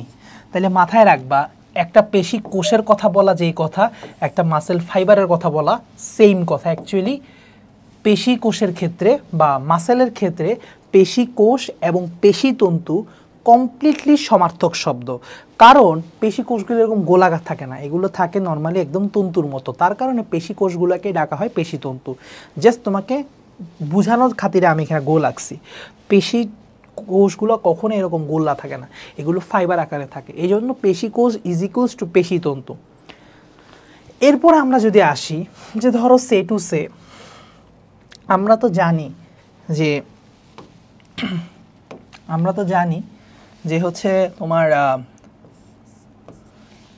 এটা হচ্ছে সেল মেমব্রেন, তাই না? এটা হচ্ছে মাসেলের সেল মেমব্রেন। ধরো সে টু সে, এটা হচ্ছে মাসেলের সেল মেমব্রেন। তো সেল মেমব্রেন আমরা কি জানি? প্লাজমা লেমা ডাকি, তাই না? কি ডাকি? প্লাজমা লেমা ডাকি। কিন্তু মনে রাখবা, মাসেল শব্দের আরেকটা সমার্থক শব্দ হচ্ছে সার্কো। সার্কো শব্দের অর্থ হচ্ছে মাসেল রিলেটেড। তাহলে আমরা যদি প্লাজমা লেমা প্লাস সার্কোর সাথে অ্যাড করি, এটাকে বানাইতে পারি সার্কোলেমা। তার মানে মনে রাখবা, আমাদের পেশি টিস্যুর বা পেশি কোষের বা পেশি তন্তুর কোষ ঝিল্লিকে সার্কোলেমা ডাকা হয়। এবং আমার এখানে অনেক সাইটোপ্লাজম থাকবে, ঠিক কি বে ঠিক? এখানে অনেক সাইটোপ্লাজম থাকবে। তাহলে এই যে সাইটোপ্লাজমগুলো থাকবে, এই সাইটোপ্লাজমগুলোকে আমরা কি ডাকবো? ডাকবো হচ্ছে সাইটোপ্লাজম, না ডেকে ডাকবো সার্কোপ্লাজম। কি ডাকবো ভাইয়া? সার্কোপ্লাজম ডাকবো, নট সাইটোপ্লাজম। তাহলে আমরা বুঝতে পারতেছি পেশি কোষের যে সাইটোপ্লাজম, সেটাকে আমরা ডাকবো সার্কোপ্লাজম। এছাড়াও পেশি কোষের মাইটোকন্ড্রিয়ার একটা অপর নাম আছে, যেটা তোমাদের লেভেলে লাগবে না, ঠিক আছে? সো এরকম মাসেল রিলেটেড মাথায় রাখবা, যে কিছু শব্দ বের হয়, এগুলো আমরা বুঝি কি না। এখন একটা মিসকনসেপশন আছে, সেটা হচ্ছে সার্কোলেমা কিন্তু পেশি তন্তুর আবরণ না। এই জিনিসটা একটু মাথায় রাখবা, কারণ পেশিতন্তুর আবরণ কখনোই সার্কোলেমা না। বাংলায় লিখি, বাংলাটা লিখলে সার্কোলেমা বুঝবা ভালো। সার্কোলেমা,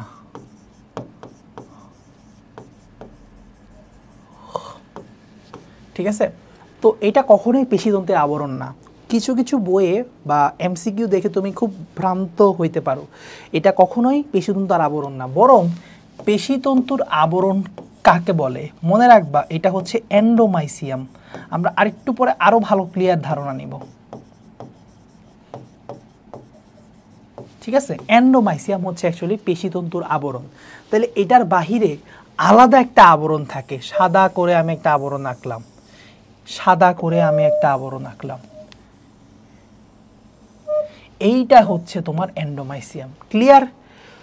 কেন জিনিসটা আমরা আবরণ বলতে পারি না? তুমি চিন্তা করে দেখো, তুমি ধরো জামা খালি গায়ে আসো, তোমার গায়ে এখন শার্ট নাই, ঠিক আছে, কিচ্ছু নাই, এখন আমি কি তোমাকে উদাম ডাকবো না? অবশ্যই উদাম ডাকবো। তোমাকে আমি কি বলবো না তুমি এখন আবরণবিহীন, তোমার গায়ে কোনো কাপড় চোপড় নাই? অবশ্যই এটা বলতে বাধ্য। তুমি ন্যাংটা, তুমি উদাম গায়ে আসো, বলতে আমি বাধ্য। কিন্তু আমি যদি বলি না তুমি তো ন্যাংটা না, তোমার গায়ে তো স্কিন আছে, জিনিসটা কত লেম হবে? ঠিক তেমনি এমনই লেম আমি যদি বলি তার আবরণ হচ্ছে সার্কোলেমা, কারণ স্কিনটা তো আমার বডিরই অংশ, এটা তো আলগা কিছু না। তার মানে কোষ ঝিল্লি তো হচ্ছে কোষেরই অংশ। কোষ ঝিল্লি কি কখনোই কোষের আবরণ বলতে পারি না? কোষের আবরণ হবে যেটা যেটা কোষের অংশ না, কোষের অংশের বাহিরে যেটা চলে যাবে, যেটা কোষটাকে আবৃত করে রাখছে এবং কোষের বাহিরে। যেমন আমার শার্ট আমার বডির কোনো অংশ না, এটা বাহিরে আমি ফাইলে দিতে পারি, চাইলে রাখতে পারি। সো যে জিনিসটা আমার থেকে এক্সটার্নাল সেটাই আমার আবরণ হইতে পারে। ঠিক তেমনি একটা কোষের আবরণ হবে তার এক্সটার্নাল কোনো কিছু, তার ইন্টারনাল কোনো অংশ কখনোই তার আবরণ হওয়া সম্ভব না। ক্লিয়ার? সো এটা হচ্ছে একটা মানে মিসকনসেপশন অনেকের মধ্যে, যে সার্কোলেমা মনে হয় আবরণ, বাট না, এটা কোষ ঝিল্লি, এটাকে আবরণ বলতে পারি না। কিন্তু কিন্তু কিন্তু একটু সমস্যা আছে। সমস্যাটা কোন জায়গায় হয়? অনেক সময় এমসিকিউতে যখন পেশি তন্তুর আবরণ বলে এন্ডোমাইসিয়াম অপশানে দেয়া নাই, তখন তোমাকে বাধ্য হয়ে সার্কোলেমা দাগাইতে হবে, এই বাদে কখনো দাগাবা না। ক্লিয়ার? আচ্ছা আচ্ছা, এখন আমরা একটু ইনডেপথে পড়াশোনা করি। এই পেশিতন্তু কেন তৈরি হয়েছে একটু যদি আমরা ইনডেপথে পড়াশোনা করি, আমরা একদম প্রিলিমিনারি লেভেলের ধারণা যদি থাকে, এখানে অনেকগুলা মানে স্মুথ ফাইবার থাকে, জানো, অনেকগুলা সূক্ষ্ম সূক্ষ্ম তন্তু দিয়ে আসলে আমাদের এই পেশি টিস্যুটা তৈরি। এক্স্যাক্টলি এখানে অনেক সূক্ষ্ম সূক্ষ্ম সূক্ষ্ম সূক্ষ্ম তন্তু দিয়ে আমার এখানে আসলে এই পেশিতন্তুটা তৈরি। তো এই যে আমার এই সূক্ষ্ম সূক্ষ্ম তন্তু, ঠিক আছে, এই যে আমার সূক্ষ্ম সূক্ষ্ম তন্তু, এগুলো হচ্ছে অ্যাকচুয়ালি মায়োফাইব্রিল। এগুলো হচ্ছে আমার অ্যাকচুয়ালি মায়োফাইব্রিল, ঠিক আছে। মায়োফাইব্রিল নামক সূক্ষ্ম তন্তু দিয়ে পেশিতন্তু গঠিত। তাহলে পেশিতন্তু আসলে অনেকগুলো তন্তুর সমন্বয়ে গঠিত। যেই সূক্ষ্ম সূক্ষ্ম অসংখ্য তন্তুর সমন্বয়ে গঠিত, সেই সূক্ষ্ম সূক্ষ্ম তন্তুগুলোকে বলা হয় মায়োফাইব্রিল। এরকম সূক্ষ্ম সূক্ষ্ম অসংখ্য মায়োফাইব্রিল নামক সূক্ষ্ম তন্তু দিয়ে আমার পেশিতন্তু গঠিত। ক্লিয়ার? এই পেশি টিস্যু নিয়ে অনেকের অনেক মিসকনসেপশন আছে, এগুলো বুঝে না। বই এমন কঠিন করে লিখছে মানে তোমার কাছে বুঝতে অসুবিধা হবে, বা তোমাকে কেউ পড়ায় না দিলে খুব কঠিন বলে মনে হবে, বা তুমি আসলে অনেক কিছু বুঝবা না। তুমি পড়ে গেছো, হয়তো তুমি অনেক কিছু মনে করছো, জেনে গেছো, কিন্তু আসলে কিছুই জানো নাই। তাইলে বুঝতে পারছো মায়োফাইব্রিল কোন জিনিস। এখন আরেকটা ইন্টারেস্টিং ফ্যাক্ট বলি, মায়োফাইব্রিল নিজে আবার মানে মায়োফাইব্রিল নিজে এইটা আবার অ্যাক্টিন এবং মায়োসিন নামক প্রোটিন দিয়ে তৈরি। তাহলে মায়োফাইব্রিল তো যে সূক্ষ্মতন্তু, একেবারে সূক্ষ্মতন্তু, এই সূক্ষ্মতন্তুটা আবার অ্যাক্টিন মায়োসিন প্রোটিন দিয়ে তৈরি, প্রোটিন নির্মিত। ক্লিয়ার? ক্লিয়ার কিনা দেখো। তাইলে আমরা আমাদের মনে হয় কনসেপশনগুলো ক্লিয়ার করতে পারছি। আমরা এখন একটু দেখি তো এখানে কি কি বলছে। দেখো বলছে একটা জিনিস খুবই ভুল বলছে, সার্কুলার ঝিল্লিতে আবৃত থাকে, খুবই কোয়েশ্চেন মার্ক। আবৃত বলতে পারি কিন্তু এটা আবরণ না, এটা বলাটা ঠিক না। তারপরে আসো ভিতরে সাইটোপ্লাজমকে বলে সার্কোপ্লাজম। সো অ্যাকচুয়ালি ঝিল্লিতে আবৃত না বলে বলবা যে পেশি টিস্যুর কোষ ঝিল্লিকে আমরা বলতেছি হচ্ছে সার্কোলেমা। তারপরে আসো অ্যাক্টিন মায়োসিন দিয়ে মায়োফাইব্রিল তৈরি হয়, যে এগুলো কথা বলছি, এই যে যা পড়াইছি তাই, 40% পেশি ওজন, আচ্ছা যাই হোক এটা দেখবা তো, সুস্পষ্ট নিউক্লিয়াস, যা পড়াইছি তাই। এখন পেশিকলার কাজ পড়বা এবং হচ্ছে পেশির প্রকারভেদ। পেশি আমরা 3 প্রকার জানি, ঐচ্ছিক পেশি, অনৈচ্ছিক পেশি এবং কার্ডিয়াক পেশি। সো আমরা মাথায় রাখবো। তো ঐচ্ছিক পেশি রিলেটেড আমরা এই যে একটা জিনিস দেখতেছি, স্ট্রাকচার অফ স্কেলেটাল মাসল, এটা খুবই কঠিন একটা টপিক আমার কাছে মনে হয়। মানে বাচ্চারা বা তোমরা আসলে বুঝো না আমার কাছে মনে হয় ম্যাক্সিমাম টাইমে। সো আমি একটু দেখি তোমাদের কাছে কতটা সহজ করে দিতে পারি, বাকিটা আল্লাহর উপর, যদি মাথায় না রাখতে পারো বাদ দিয়ে দিও, ঠিক আছে। খুব একটা প্রশ্ন আসে না, আসলে একটা এমসিকিউ আসবে, সেটা না হয় না পারলা, কিন্তু এটা বুঝতে গিয়ে মাথার চুল ফালাই দিও না, অনেক কষ্ট হয়, বাট তারপর আমি ইজি করে বোঝানোর ট্রাই করব। তো আসো আমি তোমাদেরকে আগে বুঝাই যে আমরা তো জানি ঐচ্ছিক অনৈচ্ছিক, তো আমরা ঐচ্ছিক পেশি নিয়ে কথা বলতেছি। তার আগে আমরা কথা বলি ঐচ্ছিক পেশির নামগুলো আমরা জেনে নিই। ঐচ্ছিক পেশি বা অমসৃণ পেশি, ঠিক আছে, কারণ অনৈচ্ছিক পেশিকে আমরা মসৃণ পেশি ডাকি, তাইলে ঐচ্ছিক পেশিকে অমসৃণ ডাকতে হবে। তারপর হচ্ছে রৈখিক পেশি, তারপর হচ্ছে কঙ্কালিক পেশি, ঠিক আছে, ঠিক আছে, বোঝা গেছে। আর ইংরেজি বললে ভলিউন্টারি মাসল, নন স্ট্রাইয়েটেড মাসল, নন স্মুথ মাসল, সরি নন স্ট্রাইয়েটেড, নন স্মুথ মাসল, স্ট্রাইয়েটেড মাসল এবং স্কেলেটাল মাসল, ঠিক আছে, এগুলো হচ্ছে ইংরেজি। ঐচ্ছিকের ইংরেজি হচ্ছে ভলিউন্টারি মাসল, অমসৃণ মানে হচ্ছে নন স্মুথ মাসল, রৈখিক ইংরেজি হচ্ছে স্ট্রাইয়েটেড মাসল, ঠিক আছে, তারপরে হচ্ছে কি তোমার কঙ্কালের ইংরেজি হচ্ছে স্কেলেটাল মাসল, ঠিক আছে, কঙ্কালিক পেশি, কঙ্কাল পেশি বা কঙ্কালিক পেশি, ঠিক আছে, স্কেলেটাল মাসল, ওকে, মাথায় রাখবো আমরা, মাথায় রাখবো, ঠিক আছে।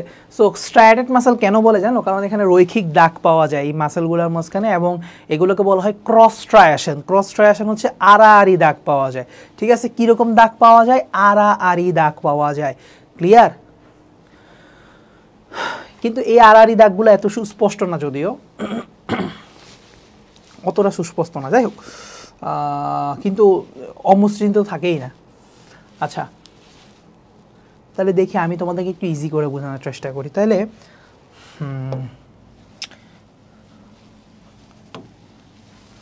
Structure of skeletal muscle. Skeletal muscle মানে হচ্ছে, বুঝতেই পারতেছো, এটা হচ্ছে রৈখিক পেশি বা ঐচ্ছিক পেশি। স্কেলেটাল মাসল কেন বলে জানো, বা কঙ্কালি পেশি কেন বলে? কারণ হচ্ছে এই ঐচ্ছিক পেশিগুলা আসলে কোনো না কোনো কঙ্কাল বা কোনো না কোনো অস্থির সাথে সংযুক্ত থাকে। ঐচ্ছিক পেশি সবসময় মনে রাখবা কোনো একটা অস্থির সাথে সংযুক্ত থাকে। ঐচ্ছিক পেশি সবসময় কোনো একটা অস্থির সাথে সংযুক্ত থাকে। তো এই কারণে আমরা এগুলোকে, মানে যখন এই পেশিটা কন্ট্রাক্ট করে তখন কোনো একটা অস্থি নড়ে, সো আমরা এই জন্য নিজের ইচ্ছা অনুযায়ী মুভমেন্ট করতে পারি। সো এই জন্য আর কি কোনো একটা অস্থির সাথে লাগানো থাকে আমাদের এই ঐচ্ছিক পেশিগুলা। মনে থাকবে তো? তোমার মনে থাকতে হবে। তাহলে আমরা যদি এখানে একটু দেখাই দিই, হ্যাঁ, যে সে টু সে, এটা ধরো একটা তোমার হাড্ডি, এটা হচ্ছে তোমার মাসেল। তাইলে এই যে মাসেলটা, এই মাসেলটা অবশ্যই ঐচ্ছিক পেশি হবে, অনৈচ্ছিক পেশি হওয়া সম্ভব না, কারণ এটা কার সাথে যুক্ত হয়েছে? একটা কোনো না অস্থির সাথে। তাহলে অস্থির সাথে যদি যুক্ত হয় তাহলে এটা অবশ্যই কী হবে? একটা ঐচ্ছিক পেশি হবে। আচ্ছা, এখন আসে এখানে স্ট্রাকচার পড়ি। আমরা শুরুতে কি বলছি? শুরুটা হয়েছে কোথা থেকে? শুরুটা হয়েছে অ্যাক্টিন এবং মায়োসিন থেকে। তো আমরা একদম ভিতর থেকে আসি। তাহলে শুরুটা হয়েছে অ্যাকচুয়ালি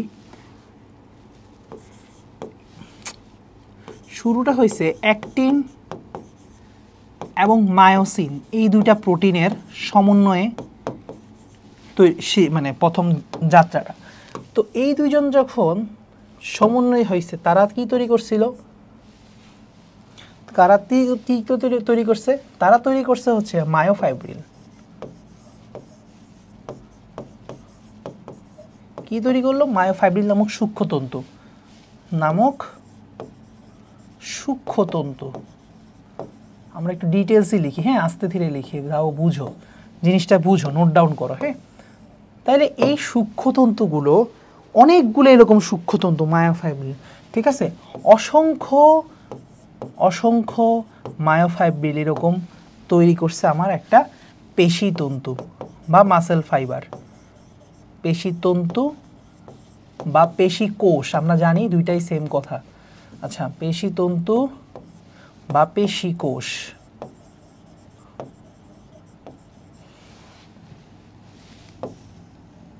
তারপরে মনে রাখবা, এরকম অসংখ্য পেশিতন্তু, এরকম অসংখ্য পেশিতন্তু মিলে তৈরি করছে হচ্ছে ফেসিকুলাস। ফেসিকুলাস নামের একটা বান্ডেল তৈরি করছে, ফেসিকুলাস নামক বান্ডেল। তাহলে ফেসিকুলাস গঠন করছে। ফেসিকুলাসের পরে আরো অসংখ্য ফেসিকুলাস এরকম হয়ে একদম শেষমেশ বৃহৎ গুচ্ছ, বা যেটাকে আলটিমেটলি আমরা বলতে পারি পেশি, একদম বৃহৎ গুচ্ছ তৈরি করে, যেটা টেন্ডনের মাধ্যমে অস্থির সাথে যুক্ত হয়ে যায়, ঠিক আছে। আচ্ছা, তাহলে এই হচ্ছে মোটামুটি আমাদের ফ্লোচার্টটা বুঝে গেল। এখন আমরা আসি যে, আমরা যদি এটা বুঝি, এখন আমরা ছবিটার দিকে যাই। দেখো, ফার্স্টে আমার মায়োফাইব্রিল তৈরি হয়েছিল, বুঝছো? এরকম অসংখ্য মায়োফাইব্রিল নিয়ে, এই দেখো এটা কি, এই অসংখ্য মায়োফাইব্রিল নিয়ে, একটা মায়োফাইব্রিল, এরকম অসংখ্য মায়োফাইব্রিল নিয়ে ভিতরে এটা কি তৈরি করলো, এটা হচ্ছে একটা সার্কোলামা, বলছে না এটা হচ্ছে সার্কোলামা, মানে হচ্ছে কি তৈরি করলো, মায়োফাইব্রিল দিয়ে পেশিতন্তু গঠন করলো। এই পেশিতন্তু আবার একটা জিনিসের মধ্যে ঢুকছে, তাহলে অসংখ্য পেশিতন্তু মিলে এটা কি তৈরি করলো, ফেসিকল বা ফেসিকুলাস তৈরি করলো, ফেসিকল বা ফেসিকুলাস তৈরি করলো। এই অসংখ্য ফেসিকুলাস মিলে একদম তোমার আলটিমেট এই মাসেলটা তৈরি করলো, ঠিক আছে? একটু যদি মনোযোগ সহকারে দেখো ছবিটা, আমি মনে করি তোমরা বুঝবা, তোমরা এতটা বলদ না, ঠিক আছে? একটু মনোযোগ সহকারে বুঝার চেষ্টা করো, তাইলে বুঝতে পারবা। আচ্ছা, এখন চ্যালেঞ্জিং বিষয়টা হচ্ছে কি, আমাদের আবরণগুলো বুঝতে ঝামেলা হয়। এখন আমি যেহেতু এভাবে ফ্লোচার্ট করে লিখছি না, আবরণগুলো বোঝানো আমার এখন 2 মিনিটের কাজ। আবরণ বোঝানো খুবই সোজা। এখন কার আবরণ কি সেটা আমি তোমাদেরকে বুঝাই দিব, কার আবরণ কি সেটা আমি এখন তোমাদেরকে বুঝাই দিব। আসো, পেশিতন্তুর আবরণ। আচ্ছা, পেশিতন্তুর আবরণ কোনটা হবে জানো? পেশিতন্তুর আবরণ হবে খুবই সোজা। পেশিতন্তুর আবরণ হবে তোমার এন্ডোমাইসিয়াম, পড়াইছি তাই না? এন্ডোমাইসিয়াম। আলটিমেটলি আমরা কিন্তু ভিতর থেকে বাইরের দিকে যাচ্ছি, তাহলে এন্ডো শব্দের অর্থ হচ্ছে ভিতর, এন্ডো শব্দের অর্থ হচ্ছে ভিতর, তাহলে এটা যেহেতু ভিতরের দিকে আবরণ, তাহলে এন্ডোমাইসিয়াম হবে। তারপরে দেখো একদম বাহিরেরটা, একদম বাহিরেরটা এটা কি হবে? এপিমাইসিয়াম, কারণ এপি মানে হচ্ছে বাহিরে, এপি মানে হচ্ছে বাহিরে। আচ্ছা ইংলিশ লিখি না বাংলা লিখি, এপিমাইসিয়াম, এপি শব্দের অর্থ হচ্ছে বাহিরে, তাহলে একদম বাহিরেরটা হবে এপিমাইসিয়াম, এপিমাইসিয়াম, এপিমাইসিয়াম। তারপরে ফেসিকলের আবরণটা তাহলে কি হবে বলো তো? দেখো একদম ভিতরে হচ্ছে এন্ডোমাইসিয়াম, একদম বাইরে হচ্ছে এপিমাইসিয়াম। এপি মানে বাহিরে, বাহিরে, এন্ডো মানে ভিতরে, ঠিক আছে? তাহলে মাঝখানে যেটা হবে সেটা হবে পেরিমাইসিয়াম। দেখো খুবই ইজি, খুবই ইজি, খুবই চমৎকারভাবে পড়ে ফেলা যায়, পেরিমাইসিয়াম। তাহলে ফেসিকলের আবরণ হবে পেরিমাইসিয়াম। তাহলে এখন তোমাকে যত এমসিকিউ দেখ তুমি এখন পারবা, তাহলে তুমি আমাকে এখন অ্যান্সার করার ট্রাই করো, বলো একটা পেশিতন্তুর আবরণ কাকে, কোনটা? এন্ডোমাইসিয়াম, মেরিপাইসিয়াম, এপিমাইসিয়াম, কোনটা হবে? অ্যান্সার করার ট্রাই করো, খুবই ইজি, না দেখে অ্যান্সার করো। তারপর তুমি বলো একটা পুরা পেশি, বৃহৎ পেশির আবরণ কি হবে? তারপর একটা ফেসিকলের আবরণ কি হবে? খুবই ইজি, এখন তোমরা পারবা, ঠিক আছে? সো আমি একটু এভাবে করে দিলাম, তোমার এখন এমসিকিউর জন্য সুবিধা। তুমি কনসেপ্ট যতটুক বুঝছো, এত ডিপ ছবি না বুঝলেও চলবে। আমি যে তোমার ফ্লোচার্টটা পড়াই দিছি, এই ফ্লোচার্টটা থেকে তুমি ইনফরমেশনগুলো নিতে পারলে হয়ে গেছে। দেখো আলটিমেটলি এখানে 1 বস্তা লেখা লিখছে, এই 1 বস্তা লেখার মূল কথা আমি লেখাই দিচ্ছি, ঠিক আছে? একটা অক্ষরও পড়ার আপনার দরকার নাই, গেল। এখন আসো, অনৈচ্ছিক পেশির অনেকগুলো অপর নাম আছে। অনৈচ্ছিক পেশি বা অরৈখিক পেশি বা ভিসেরাল পেশি বা মসৃণ পেশি, ঠিক আছে? মাথায় রাখবা। ইংলিশে বললে দেখো involuntary muscle, non striated muscle, visceral muscle, smooth muscle, ঠিক আছে? অনেকগুলো অপর নাম, প্রত্যেকটা অপর নাম ভালো করে পড়বা, ঠিক আছে? কোন সময় কি দিয়ে প্রশ্ন করে কোনো বলা যায় না। তারপরে আসো আমরা হৃদপেশি বা কার্ডিয়াক মাসেল। এখন বলতে পারো ভাইয়া আপনি তো ভিতরে পড়াচ্ছেন না, ঘটনা কি? ঘটনা হচ্ছে কি ভাইয়া বলি, ঘটনা হচ্ছে যে আমরা একসাথে তুলনা পড়ব, ঠিক আছে? এত ভিতরে কিছু পড়ার লাগে না, তুমি তুলনাটা পড়ে ফেললে 3টা পেশি সম্পর্কে সবচেয়ে গুরুত্বপূর্ণ পয়েন্টগুলো তুমি এমনি অটো জানবা। তাইলে আমি কেন আলাদা আলাদা করে পড়বো, ঠিক আছে? তাহলে আলাদা করে পড়ার দরকার নেই, একসাথে পড়ে ফেলবো তুলনা। এবং আমরা যখন চিত্র আর্ট করবো আমাদের কনসেপ্ট আরও ক্লিয়ার হয়ে যাবে। তাহলে এখানে কি বলছে, আমরা একটা রিং দেয় আগে, এটা বলছে দীর্ঘ নলাকার এবং এটা বলছে শাখাবিহীন, ভালো কথা। এটা বলছে মাকু আকৃতির হবে এবং শাখাবিহীন হবে, ঠিক আছে? এটা শাখাযুক্ত এবং নলাকার বলছে। আচ্ছা ঠিক আছে, আমরা এগুলো মিলাবো, দৈর্ঘ্য প্রস্থ পড়ে দিবা, নিজের দায়িত্বে মুখস্থ করবা। নিউক্লিয়াস থাকবে কয়েকশো, মানে একটা পেশিতন্তুর মধ্যে অনেকগুলো থাকবে, বুঝতে পারছো? অনেক বেশি, এবং পরিধির দিকে থাকবে, ঠিক আছে? তারপরে আসো একটা এবং স্ফীতকেন্দ্রে একটা কেন্দ্রস্থলে। আচ্ছা, নিউক্লিয়াস থাকবে বাকি সবগুলোর মধ্যে একটা একটা করে, এবং এগুলো মাঝখান বরাবর থাকবে, ভালো কথা, অনুপ্রস্থ রেখা থাকবে এখানে, এই জন্যই তো এগুলোকে বলা হয় ক্রস স্ট্রায়াশন থাকে, যার কারণে এগুলোকে বলা হয় রৈখিক পেশি। এগুলোর ক্ষেত্রে থাকবে না, কিন্তু হৃৎপেশিতে একটু হলেও থাকবে। হ্যাঁ, হৃৎপেশিতে থাকবে। তারপরে আসে ইন্টারক্যালেটেড ডিস্ক, কারো থাকবে না, শুধুমাত্র হৃৎপেশি থাকবে। কারণ ইন্টারক্যালেটেড ডিস্ক মনে রাখবা, ইন্টারক্যালেটেড ডিস্ক হচ্ছে মানে ওই হৃৎপেশির একমাত্র অনন্য বৈশিষ্ট্য, মারাত্মক অনন্য বৈশিষ্ট্য। এটা ছাড়া হৃৎপেশির বৈশিষ্ট্য বলা ব্যর্থ, ঠিক আছে? এটা ছাড়া হবেই না, হবেই না। আচ্ছা, তারপরে কি বলো তো ভাইয়া? প্রকৃতি ঐচ্ছিক, অনৈচ্ছিক। অনৈচ্ছিক সংকোচনের ক্ষমতা দ্রুত, শক্তিশালী। এটা হচ্ছে ধীর, দীর্ঘস্থায়ী। আর হচ্ছে পরিমিত ভাবে দ্রুত, ছন্দময় বলতে পারো চাইলে। সার্কোলোমা খুবই সুস্পষ্ট সার্কোলোমা, আর সার্কোলোমা হচ্ছে এখানে অস্পষ্ট, আর এখানে হচ্ছে অতি সূক্ষ্ম, অনেক সূক্ষ্ম। এটার কাজ হচ্ছে বিভিন্ন অঙ্গ চালনা করা, হ্যাঁ, এবং এটার কাজ হচ্ছে পেরিস্টালসিস, আর এটার কাজ হচ্ছে পেরিস্টালসিস সহ বিভিন্ন তো মানে নালীতে বস্তু চলাচল নিয়ন্ত্রণ করা, আর এটা কাজ হচ্ছে হৃদস্পন্দন। ওকে, সো আমরা কাজগুলো পড়ে ফেললাম। এখন আমরা তিনটা পেশির ছবি যদি ড্র করে ফেলতে পারি, তাহলে আমাদের কনসেপ্ট আরও বেশি ক্লিয়ার হয়ে যাবে। সো আগে আমরা ধরো ঐচ্ছিক পেশি আঁকি। ওকে, সো ঐচ্ছিক পেশি আঁকতে হলে আমরা বলছিলাম ঐচ্ছিক পেশিগুলো নল আকার হয়। সো আমরা এই যে নল, একটু বাঁকা নল আঁকতে পারি। এই যে নল, ঠিক আছে? তারপর এদিকে আরেকটা নল, ধরো এদিক দিয়ে বের হয়ে গেছে, সে টু সে এদিক দিয়ে বের হয়ে গেছে। ওকে, সো ধরো এদিকে একটা ফাইবার গেছে, এদিকে একটা ফাইবার গেছে। ওকে, তো আমরা এভাবে চিন্তা করি।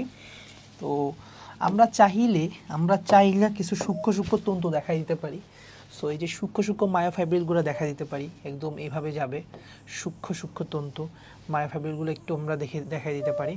ওকে, সো মায়োফাইব্রিলগুলো আমরা একটু দেখাই দিব, তাতে করে এটা আমাদের চিত্রটা আরও মোর সায়েন্টিফিক্যালি কারেক্ট হচ্ছে। এবং যত বেশি ঘন দেওয়া সম্ভব তত ঘন দিব।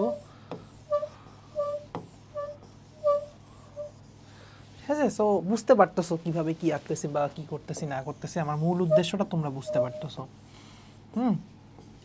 এবং তোমরা যখন পেন্সিল দিয়ে এগিয়ে মায়োফাইব্রিলগুলো দেওয়ার চেষ্টা করবা, যত চিকন পারো, যত হালকা করে দিতে পারো তত ভালো।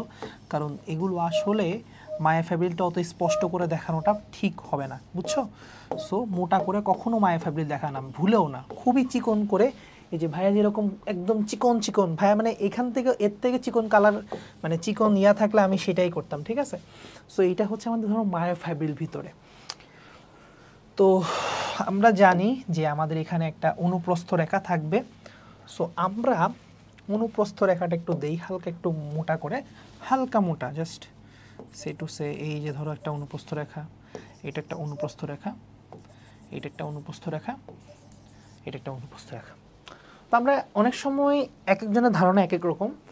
কেউ বিশ্বাস করে যে এই অনুপ্রস্থ রেখার ভিতরে যতটুকু অংশ আছে সেটা হচ্ছে একটা পেশিকোষ বা পেশিতন্তু, আবার কেউ কেউ বিলিভ করে পুরোটা হচ্ছে একটা পেশিতন্তু। এখন আমরা চিত্রর খাতিরে আমরা দুইটাই বিশ্বাস করতে পারি, কোনো সমস্যা নাই, কিন্তু আমরা সেফ জোনে যাব। সেই সেফ জোনটা হচ্ছে যারা বিশ্বাস করে একটা কোষ, এইটা হচ্ছে এতটুকু একটা কোষ, তাহলে সেই ক্ষেত্রে আমাকে নিউক্লিয়াস মিনিমাম এই এতটুকু জায়গার মধ্যে দুইটার উপর রাখতে হবে। কারণ যেখানে আমি বলছি কয়েকশো বা হচ্ছে একাধিক, অ্যাটলিস্ট একটা না, কখনোই যাতে এখানে একটা নিউক্লিয়াস পড়ে এমন যাতে না হয়, মিনিমাম দুইটার উপরে যাতে নিউক্লিয়াস পড়ে, এইটা আমরা খেয়াল রাখবো। সাইন্টিফিক্যালি ছবিগুলো কারেক্ট হতে হবে।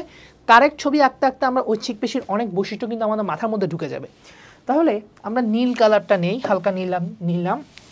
সো আমরা নিউক্লিয়াস দিব। নিউক্লিয়াসকে আমি মাঝখানে দিতে পারবো? একটু চিন্তা করো তো। নেভার। কারণ আমরা ঐচ্ছিক পেশি আঁকতেছি। সো আমাদের নিউক্লিয়াস দিতে হবে একদম প্রান্তের দিকে। সরি টু সে, আমি একটু কালারটা মোটা করতে ভুলে গেছি, ঠিক আছে?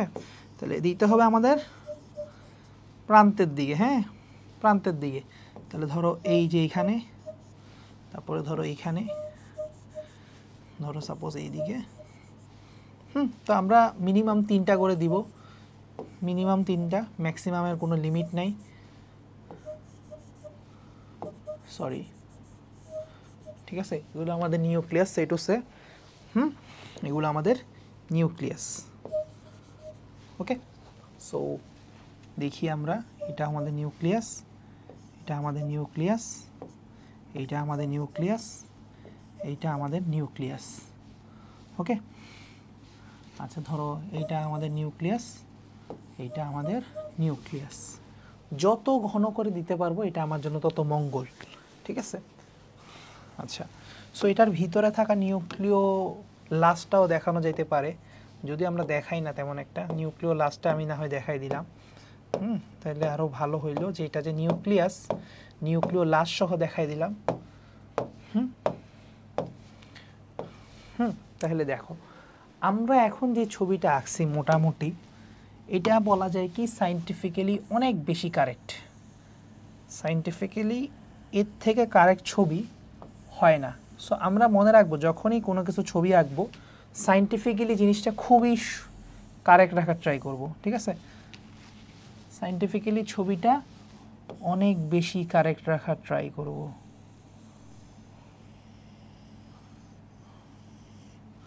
ওকে,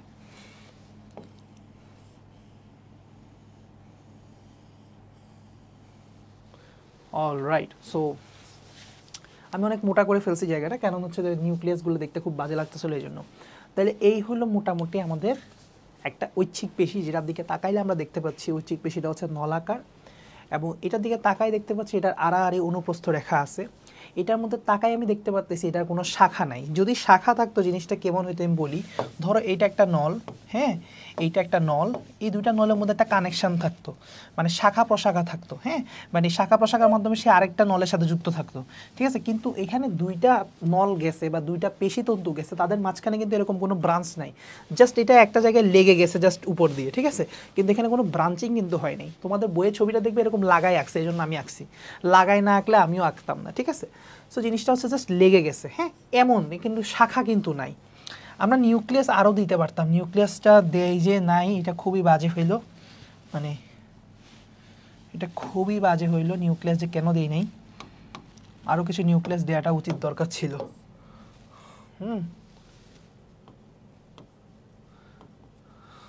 এই জায়গায় একটা নিউক্লিয়াস দিতে পারতাম, এই জায়গায় আরেকটা নিউক্লিয়াস দিতে পারতাম। সো দাও, তোমার কোনো সমস্যা নাই, কারণ হচ্ছে কি তুমি অ্যাকচুয়ালি অসংখ্য নিউক্লিয়াস থাকে তো, দাও তোমার মনের মাধুরী বিষয়ে যতটুকু দিতে পারো দিতে থাকো।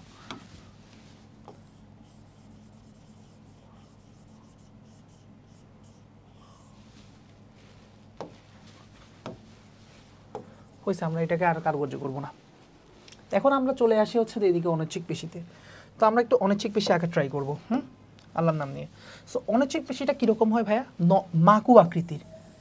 এইটা হচ্ছে মাকু আকৃতির, এক্স্যাক্টলি যেভাবে আঁকছি। তো আমরা এখানেও সেম কাজ করবো আমাদের মায়োফাইব্রিলগুলো দেখানোর জন্য। অনুদৈর্ঘ্যভাবে আমরা অনেকগুলো রেখা দিব, চিকন চিকন, যতটা চিকন হওয়া সম্ভব। এবং তোমরা পেন্সিলের লেখায় যতটা চিকন পেন্সিল ইউজ করতে পারো, যতটা তারপর হালকা করে আঁকতে পারো, সেটাই হবে তোমাদের জন্য মঙ্গলকর, ঠিক আছে। সো আমি জিনিসটা আমি আর ধৈর্য রাখতে পারলাম না, এলোমেলোভাবে দিয়ে যাচ্ছি, ঠিক আছে, সুন্দরভাবে আর দিতে পারলাম না।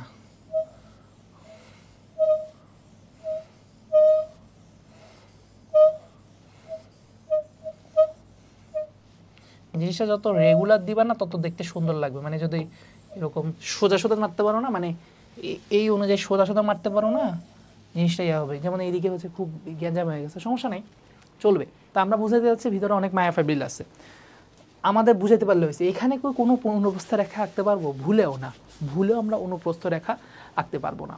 তাহলে এটা যেহেতু রৈখিক পেশি না, তো এখানে আমরা কি আঁকবো, একটা নিউক্লিয়াস দিব, এবং এই নিউক্লিয়াসটা হবে একদম সেন্টারে। এই নিউক্লিয়াসটা হবে একদম সেন্টারে। এই নিউক্লিয়াসটা কোথায় হবে ভাইয়া, এই নিউক্লিয়াসটা হবে, এই নিউক্লিয়াসটা হবে কোথায় ভাইয়া, এই নিউক্লিয়াসটা হবে কি রে ভাই,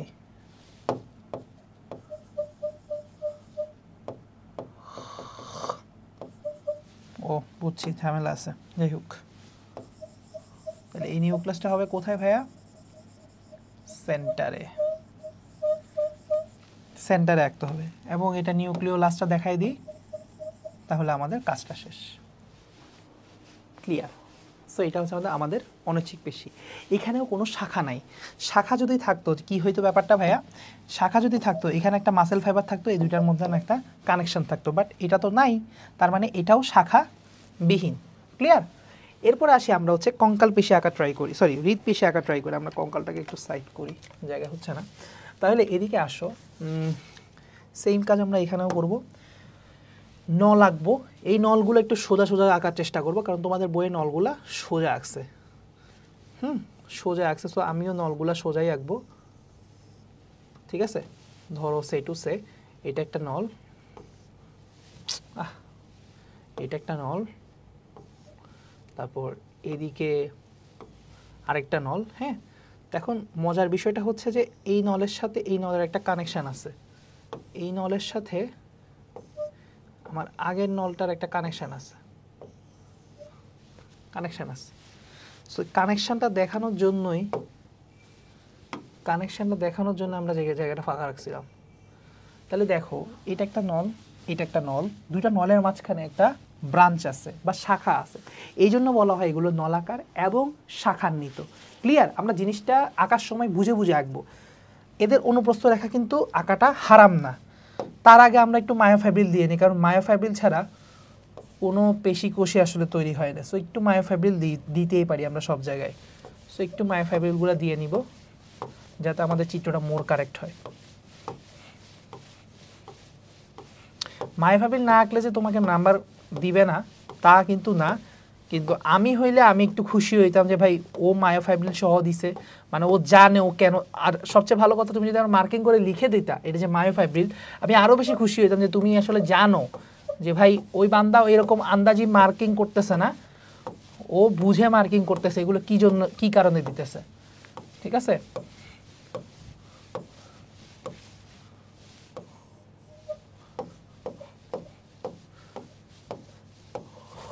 আচ্ছা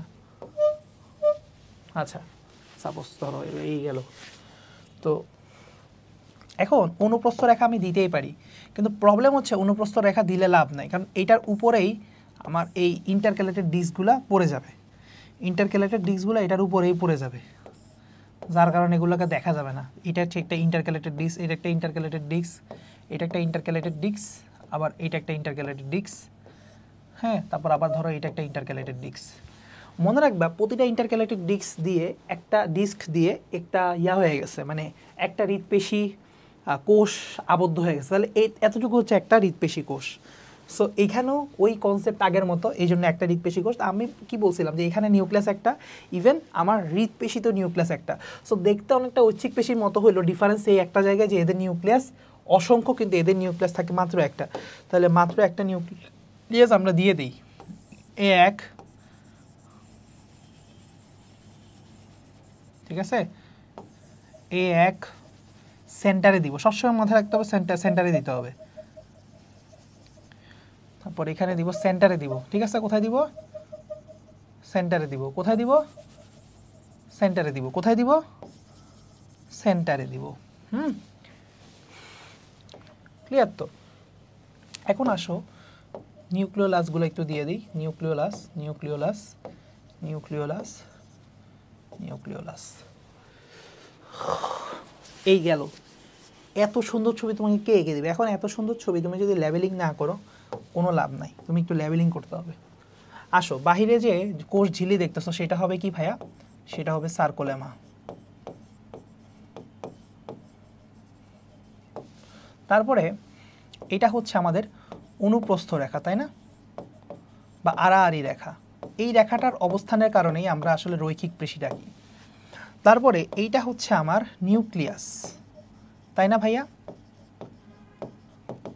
তারপরে ভাইয়া এই যে ছোট ছোট দাগগুলা দিয়েছেন ভাইয়া, এই দাগগুলা হচ্ছে বেসিক্যালি মায়োফাইব্রিল, এটাও আমি দিয়ে দিলাম। তাহলে আমার লেভেলিংয়ে কোনো অসম্পূর্ণতা থাকলো না, কোনো কিছু নাই, বাকি নাই যেটা আমি লেভেলিং করি নাই। তাহলে এমন কিছু কি আছে আমি যেটা লেভেলিং করি নাই? এমন কিচ্ছু কিন্তু নাই। হ্যাঁ আছে, ওই মাঝখানে এমন একটা পয়েন্ট থেকে দিয়ে দিতে পারো হচ্ছে যে সার্কোপ্লাজম, এই যে ভিতরের সাইটোপ্লাজমকে যে সার্কোপ্লাজম বলে, এটা রিপ্রেজেন্ট করে দিতে পারো। ঠিক আছে, এই তো মোটামুটি সব কিছু মার্কিং। তাহলে ঐচ্ছিক পেশি মার্কিং হয়ে গেছে। এক্স্যাক্টলি সেমভাবে মার্কিং করো। এটা হচ্ছে সাইটোপ্লাজম, এটা হচ্ছে মায়োফাইব্রিল, তারপর এটা হচ্ছে তোমার সার্কোপ্লাজম, তারপর এটা হচ্ছে আমার নিউক্লিয়াস। এক্স্যাক্টলি সেভাবে সেমভাবে মার্কিং করো। হ্যাঁ, মার্কিং করো। এবং এখানেও তোমার ইন্টারক্যালেটেড ডিসগুলোর ক্ষেত্রে এখানে একটা ইয়া দিবা, ঠিক আছে।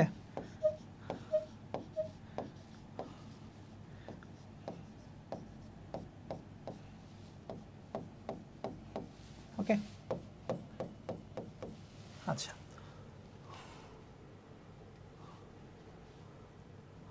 ওকে অলরাইট, সো মনে হয় চলবে। তাহলে এটা হচ্ছে আমার সার্কোলেমা, এটা হচ্ছে আমার ইন্টারক্যালেটেড ডিস্ক, এটা হচ্ছে আমার নিউক্লিয়াস, এগুলো হচ্ছে মায়োফাইব্রিল, তারপর মাঝখানে একটা সার্কোপ্লাজম দেখাই দিও। ঠিক আছে, তাহলে আমাদের সব মার্কিং কিন্তু হয়ে যাবে, বুঝছো? মার্কিংগুলো আমি যেগুলো বলছি জাস্ট সিরিয়ালি মার্কিংগুলো লিখে রাখো। এটা হচ্ছে সার্কোলেমা, বাইরে সার্কোলেমা, ইন্টারক্যালেটেড ডিস্ক, নিউক্লিয়াস, তারপর মায়োফাইব্রিল, সার্কোপ্লাজম। খালি জায়গায়, ভিতরে খালি জায়গায় সার্কোপ্লাজম দেখাবা, ওই রেখার উপর বরাবর মেরে দিও না, নাহলে আবার মার্কিংটা ভুল হয়ে যাবে। রেখাটা তো হইলো মায়োফাইব্রিল, ঠিক আছে? আচ্ছা, তাহলে আমরা মোটামুটি 3টা ছবি ভালোভাবে আঁকতে পারবো। হ্যাঁ, যত সুন্দরভাবে ভাই এঁকে দিচ্ছি তত সুন্দরভাবে তোমরা পরীক্ষার খাতায় আঁকবা বলে আমি বিশ্বাস করি। এখন একটা প্রশ্ন আসে তোমাদের অনেক সময়, অনুধাবনমূলক প্রশ্ন, সেই প্রশ্নের উত্তরটা আমি মনে হয় একটু বলে দিই। দেখো, সেই প্রশ্নটা হচ্ছে এরকম যে পেশিতে টান পরে কিন্তু ধাক্কা দেয় না। এটার একটা বড় কারণ হচ্ছে কি যে পেশিগুলো কখনোই সবসময় কন্ট্রাক্ট করে, কন্ট্রাক্ট করার পর রিল্যাক্সেশনটা কোনো ধাক্কা দিচ্ছে না।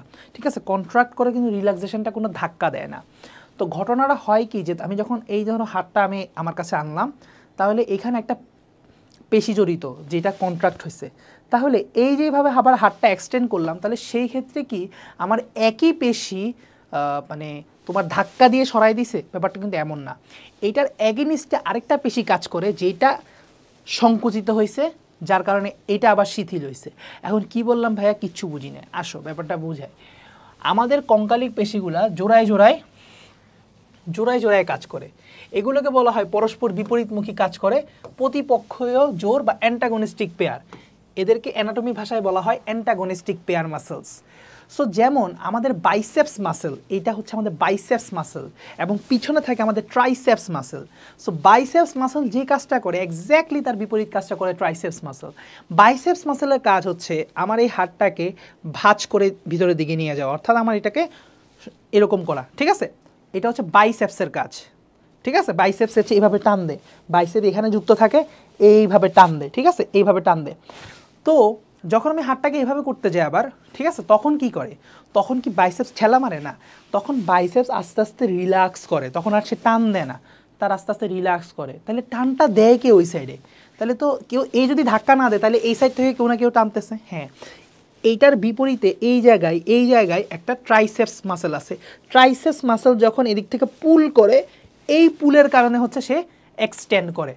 তার মানে বাইসেপস এবং ট্রাইসেপস হচ্ছে পরস্পরের অ্যান্টাগনিস্টিক পেয়ার। যখন বাইসেপস টান মারে তখন ট্রাইসেপস শিথিল থাকে, তখন সে টানাটানি করে না, তখন একটা কাজ হয়। আবার যখন আমি হাতটা প্রসারিত করতে যাব, তখন ট্রাইসেপস কাজ করে, আর বাইসেপস তখন শিথিল হয়। ঠিক আছে, কাজ করা বলতে তখন সংকুচিত হয়। ওকে, তাহলে দেখো, অস্থি বাঁকে এনে সন্ধিকোণ কমিয়ে দেওয়ার কাজে হচ্ছে কি ফ্লেক্সর মাসেল। তাহলে এরকম ফ্লেক্সর মাসেল কি কোনটা?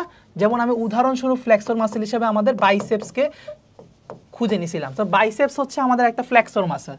এখন আমি যদি আমার সন্ধিকোণটা আবার বাড়াই দিতে চাই, এই যেমন এই অবস্থা সন্ধিকোণ বাড়ানো, সন্ধিকোণ বলতে সন্ধি মানে হচ্ছে এখানে জয়েন্ট, এখানে জয়েন্ট অ্যাঙ্গেলটা কমে যাচ্ছে না, আর জয়েন্ট অ্যাঙ্গেলটা এখানে বেড়ে যাচ্ছে। তাহলে সন্ধিকোণ যখন বাড়াই দিব, তখন যে মাসেলটা কাজ করবে সেটাকে বলবো এক্সটেন্সর গ্রুপ অফ মাসেল। তাহলে এরকম বাইসেপস হচ্ছে আমার, দেখতে পাচ্ছ, ফ্লেক্সর মাসেল, এবং ট্রাইসেপস হচ্ছে আমার এক্সটেন্সর মাসেল, যেগুলো দুই ধরনের তো বুঝতে পারতেছো জিনিস? তাহলে কেন পেশিতে টান পরে কিন্তু ধাক্কা দেয় না? এটার ব্যাখ্যাটা এরকমই যে আসলে কখনো সে ধাক্কা দেয় না, আমরা বিপরীত কাজটা করার জন্য আমাদের বিপরীত জোড়া একটা পেশি থাকে যেটা সংকুচিত হয়। ঠিক আছে, এক পেশি দুইটা কাজ করে না। ঠিক আছে, এই এক বাইসেপসই জিনিসটাকে সন্ধিকোণ কমায় না, আবার সন্ধিকোণ বাড়ায় না, দুইটার জন্য দুইটা ভিন্ন পেশি আছে। এগুলোকে বলা হয় একে অপরে অ্যান্টাগনিস্টিক পেয়ার। আচ্ছা, এগুলো একটু দেখে রাখতে পারো যে এক্সটেন্সর পেশি কোনটা, ফ্লেক্সর কোনটা, অ্যাবডাক্টর কোনটা, এগুলো এমসিকিউর জন্য তোমরা একটু দেখে রাখতে পারো। বাট আমি বলবো তেমন ইম্পর্টেন্ট না, কেউ যদি মুখস্থ না করতে পারো কোনো সমস্যা নেই, জাস্ট এক্সটেন্সর এবং ফ্লেক্সরটা মুখস্থ করো, আর বাকিগুলো যদি মুখস্থ না করতে পারো কোনো সমস্যা নাই খুব একটা। তারপর অ্যান্টাগনিস্টিক পেয়ারগুলো দেখো, আমাদের একবার কুমিল্লা বোর্ডে মনে হয় আমাদের বছর প্রশ্ন আসছিল, ওই বছর অ্যান্টাগনিস্টিক পেয়ার থেকে কোশ্চেন আসছে। দেখো কি পরিমাণ কোশ্চেন কঠিন হইলে বোর্ড প্রশ্ন আমাদের 2019 সালে কুমিল্লা বোর্ডের প্রশ্ন মানে এরকম করছিল যে ডেলটয়েড মাসেলের অ্যান্টাগনিস্টিক পেয়ারকে, ওটার উত্তর হইতেছে পেক্টোরালিস মেজর মাসেল। বুঝছো? আমরা নর্মালি জানি হচ্ছে বাইসেপসের অ্যান্টাগনিস্টিক পেয়ার ট্রাইসেপস, এটা সবাই জানতাম, কিন্তু প্রশ্ন করছে একটু কঠিন, ডেল্টয়েডের অ্যান্টাগনিস্টিক পেয়ারকে পেক্টোরালিস মেজর। সো এই জন্য যেহেতু একবার বোর্ডের প্রশ্ন আসছে, অ্যাটলিস্ট এইটা একটু দেখে রাখো, ঠিক আছে? অন্যগুলো যদি নাও পারো, রেক্টাস অ্যাবডোমিনিসের উল্টাকে ইরেক্টর স্পাইনি, তারপর হচ্ছে কোয়াড্রিসেস ফিমোরিসের বিপরীত হচ্ছে হ্যামস্ট্রিং, এটা দেখতে দেখে রাখতে পারো। কোয়াড্রিসেস ফিমোরিসের বিপরীত হচ্ছে হ্যামস্ট্রিং, এটাও দেখে রাখতে পারো। সো এই তিনটা দেখে রাখো, ঠিক আছে? অন্যগুলো না পারলেও একটু এই তিনটা দেখে রাখা ট্রাই করো, একটু ট্রাই করো, ঠিক আছে? যেহেতু এইগুলো থেকে একবার বোর্ড কোশ্চেন কোনো না কোনো বোর্ডে আসে পড়ছে, আমাদের বারে আসছিল, আমরা যখন এইচএসসি দেই আর কি, এর আগে কোনো দিন আমি দেখি নাই নজিরে প্রশ্ন আসতে। আচ্ছা, বহুত ছবি দিছে, দরকার নেই, এত বুঝিয়ে আমাদের দরকার নেই।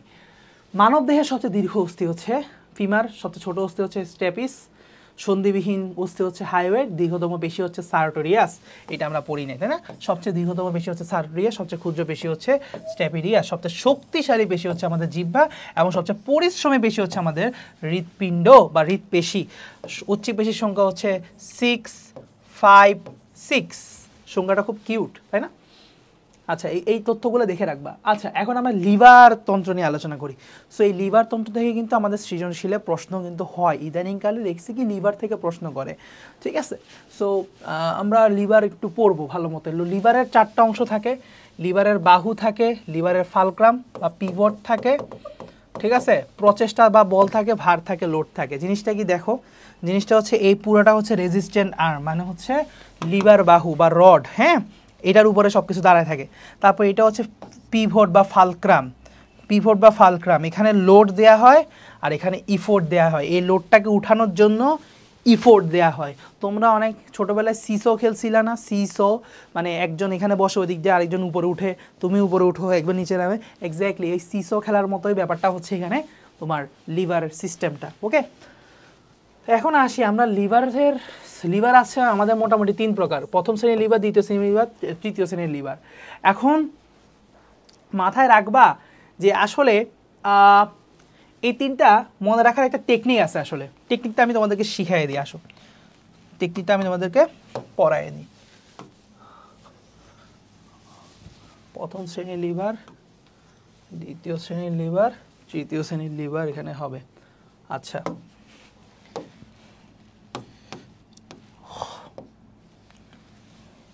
তাহলে আমাদের এটা হচ্ছে ফার্স্ট ক্লাস লিভার বা প্রথম শ্রেণীর লিভার। ফার্স্ট ক্লাস লিভার, এখানে লিভার বানাটা কিন্তু LAVER, ঠিক আছে?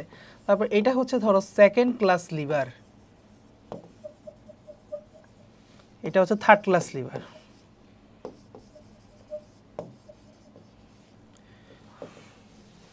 আচ্ছা,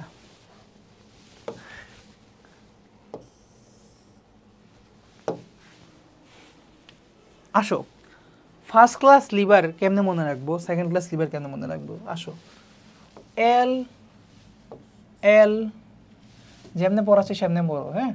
এল এল এল যেমনে লিখছি সেমনে লেখো। তারপরে PE সিরিয়ালে লেখো, ফাঁকা জায়গাগুলোর মধ্যে PE লেখো, PE, ফাঁকা জায়গাগুলোর মধ্যে PE লেখো, PE, PE, ফাঁকা জায়গাগুলোর মধ্যে P লেখা শেষ। এখন দেখো তোমার অটোমেটিক হয়ে গেছে first class liver, second class liver, third class liver. এখন মানে কীভাবে বুঝলাম না। দেখো লিভারগুলো ডিফাইন করে কি, মাঝখানে কে আছে, তাহলে মাঝখানে হচ্ছে PLE আছে। যদি মনে রাখো, এল দিয়ে কি বোঝাচ্ছে ভাইয়া? এল দিয়ে বোঝাচ্ছে লোড। পি দিয়ে কি বোঝাচ্ছে ভাইয়া? পিভট বা ফালক্রাম। ই দিয়ে কি বোঝাচ্ছে ভাইয়া? ইফোর্ট। তাহলে বাংলায় বললে ভার, প্রচেষ্টা আর পিভট বা ফালক্রাম, ঠিক আছে? আচ্ছা, মাথায় রাখবা, মাথায় কি রাখবা ভাইয়া? মাথায় কি রাখবো ভাইয়া? মাথায় রাখবো যে যদি ভার এবং প্রচেষ্টার মাঝে পিভট থাকে সেটা ফার্স্ট ক্লাস লিভার, পিভট এবং প্রচেষ্টার মাঝখানে ভার থাকলে সেটা সেকেন্ড ক্লাস লিভার, এবং পিভট এবং লিভার লোডের মাঝখানে ইফোর্ট থাকলে অর্থাৎ প্রচেষ্টা থাকলে সেটা হচ্ছে আমার থার্ড ক্লাস লিভার। তাহলে মনে রাখার টেকনিকটা কেমন লাগলো? তুমি হচ্ছে LLL বসাই দিবা, এরপরে PE ফাঁকা জায়গায় বসাই দিবা, তাইলে তোমার অটোমেটিক মিলে যাবে। আমি না কখনো এই টেকনিকটা আবিষ্কার করার পর বা হচ্ছে এই টেকনিকটা বুঝার পর বা জানার পর এরপর থেকে আমি আর কোনোদিনও লিভার মুখস্থ করি নাই যে আসলে কোনটার পর কোনটা হবে। আমি যা সবসময় কী করতাম, এল বসাই দিতাম সিরিয়ালি, তারপর পিই বসাই দিতাম, হয়ে যেত, মিলে যেত।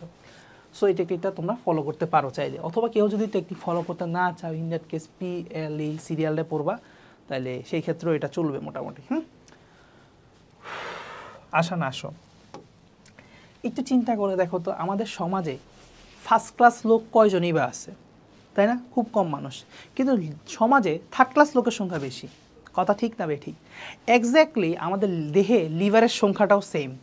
থার্ড ক্লাস লিভারের সংখ্যা সবচেয়ে বেশি, এটা সর্বাধিক, এটা হচ্ছে মানে সর্বাধিক। থার্ড ক্লাস লিভার আমাদের বডিতে পাওয়া যায় সর্বাধিক, আর এই ফার্স্ট ক্লাস লিভার হচ্ছে দুর্লভ, এটা সহজে পাওয়া যায় না। বুঝে আসছে? বুঝে আসলো কি না? এখন আসো যে তোমার আমার এগুলো কাজ পড়বো, কাজ ফার্স্ট ক্লাস লিভারের কাজ কি। দেখো ফার্স্ট ক্লাস লিভারের কাজ কি বলছে, বলছে যে অল্প বল প্রয়োগে বেশি ফল পাওয়া যায়। তাহলে এটার মেইন থিম মনে রাখবা, অল্প বল প্রয়োগে অল্প বল বেশি ফল। অল্প বল কি বলতেছি ভাইয়া? অল্প বল বেশি ফল, অল্প বল বেশি ফল। তাহলে অল্প বলে বেশি ফল পাবা, সেটা হচ্ছে ফার্স্ট ক্লাস লিভার। কারণ স্বাভাবিকভাবে চিন্তা করো, ফার্স্ট ক্লাস মানুষদের কাজ কীরকম, ওরা এতটা ইফিশিয়েন্ট হবে যাতে অল্প একটু বল দিবে কাজ হয়ে যাবে অনেক, তাই না? আমি তোমাদেরকে মানে ধরো কথা বলবো 2 মিনিট, কিন্তু এই 2 মিনিটে ধরো 10 মিনিটের পড়াই দিতে পারবো, যদি আমি সেই পরিমাণ জ্ঞানী হই। এখন আমি না হইলে সেই ক্ষেত্রে 100 ঘন্টা কথা বলা লাগবে, তাই না? তো যাই হোক, এই হলো ঘটনা। তাহলে অল্প বল বেশি ফল, মাথায় রাখবে এভাবে, হ্যাঁ? তারপরে দেখো দ্বিতীয় শ্রেণীর লিভারে কি বলছে। দ্বিতীয় শ্রেণীর লিভার বলছে সামান্য প্রচেষ্টা বেশি ওজন উপরে তোলা যাবে। সামান্য প্রচেষ্টা, তাহলে দ্বিতীয় শ্রেণীর লিভারের কাজ হচ্ছে সামান্য প্রচেষ্টা, সামান্য প্রচেষ্টা, এটার কারণে কি হবে? বেশি ওজন উপরে, বেশি ওজন উত্তোলন। সোজা কথা, সামান্য প্রচেষ্টায় বেশি ওজন উত্তোলন করতে পারবো, বেশি ওজন উত্তোলন করতে পারবো। বুঝে আসছে কিনা দেখো, বুঝে আসছে কিনা দেখো।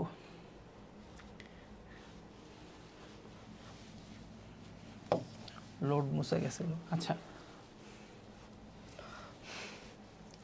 তারপরে থার্ড ক্লাস শ্রেণীর লিভারে কি বলছে? এইটা বলছে যে তোমার দ্রুত গতির সঞ্চালন, দ্রুত গতির সঞ্চালনের সুবিধা পাওয়া যায়। তাহলে এটার কাজ বা সুবিধা বলছে দ্রুত গতির সঞ্চালন। শেষ। তো আমরা এটা এরকম একটা নোট করে নিব, তাইলে আমাদের জন্য সোজা হবে লিভার টপিকটা পড়া, লিভার টপিকটা মনে রাখা, ওভারঅল পুরো জিনিসটা সহজ হবে। তাহলে এটার কাজ কি ছিল? অল্প বল বেশি ফল। তাহলে অল্প বল দিয়ে বেশি ফল পাবো, এটা হচ্ছে আমার ফার্স্ট ক্লাস শ্রেণীর লিভারের কথা। অল্প বল বেশি ফল। আর সেকেন্ড ক্লাস লিভার ছিল সামান্য প্রচেষ্টা বেশি ওজন উত্তোলন, আর দ্রুত গতির সঞ্চালন হচ্ছে থার্ড ক্লাস লিভার। পারবা? এখন আসো এরপরে যেটা পড়তে হবে সেটা হচ্ছে উদাহরণ ভাইয়া। এরপরে যেটা পড়তে হবে সেটা হচ্ছে উদাহরণ। দেখো উদাহরণ এখানে 2 টাইপের আছে। একটা হচ্ছে যান্ত্রিক উদাহরণ, আর এটা হচ্ছে মানুষের উদাহরণ, মানব উদাহরণ।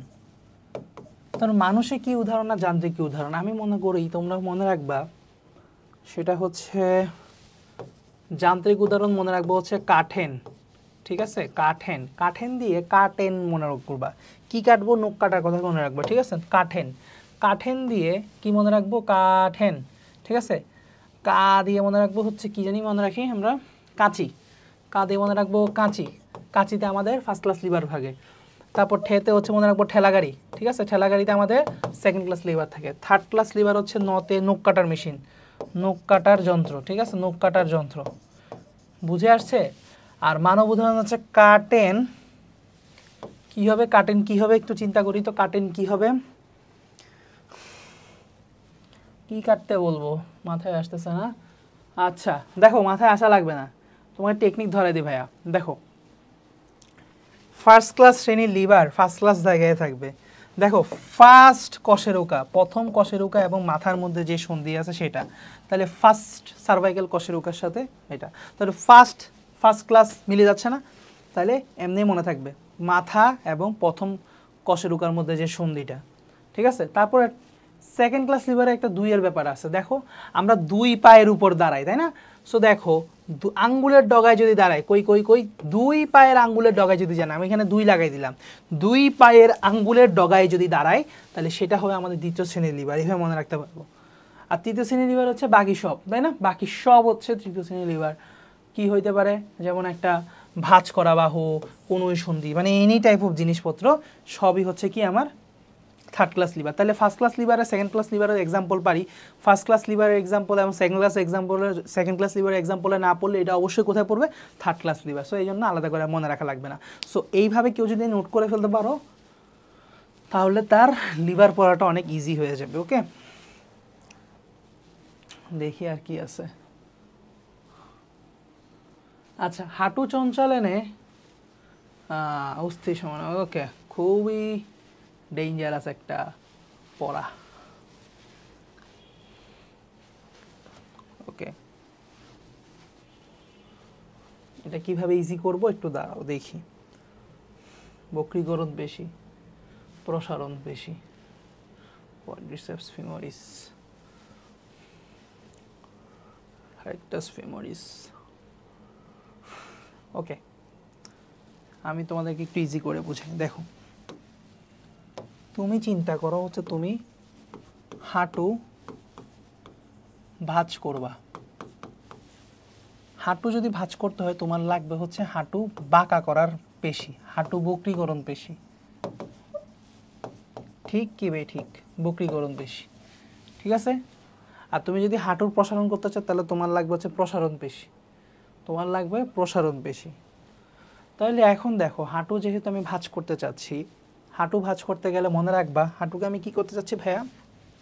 হাঁটুকে আমি ফ্লেকশন করতে চাচ্ছি। ফ্লেকশন মানে হচ্ছে ভাঁজ করা, একটু আগে পড়ে আসছি। আর এক্সটেনশন মানে প্রসারিত করে দেওয়া। তাহলে হাঁটু যদি ভাঁজ করতে হয় মনে রাখবো FEFGH, ঠিক আছে? EFGH আমরা সিরিয়ালে পড়ে না? তাহলে FGH। জিতে মনে রাখবো গ্যাস্ট্রোকনেমিয়াস, জিতে মনে রাখবো গ্যাস্ট্রোকনেমিয়াস। দেখো সহজ করে দিচ্ছি। এইচে মনে রাখবো হ্যামস্ট্রিং। কত সোজা। এখন হ্যামস্ট্রিং শব্দের অর্থ, হ্যামস্ট্রিং শব্দের অর্থ হচ্ছে 3, মানে এটা 3টা পেশির সমন্বয়ে গঠিত 3।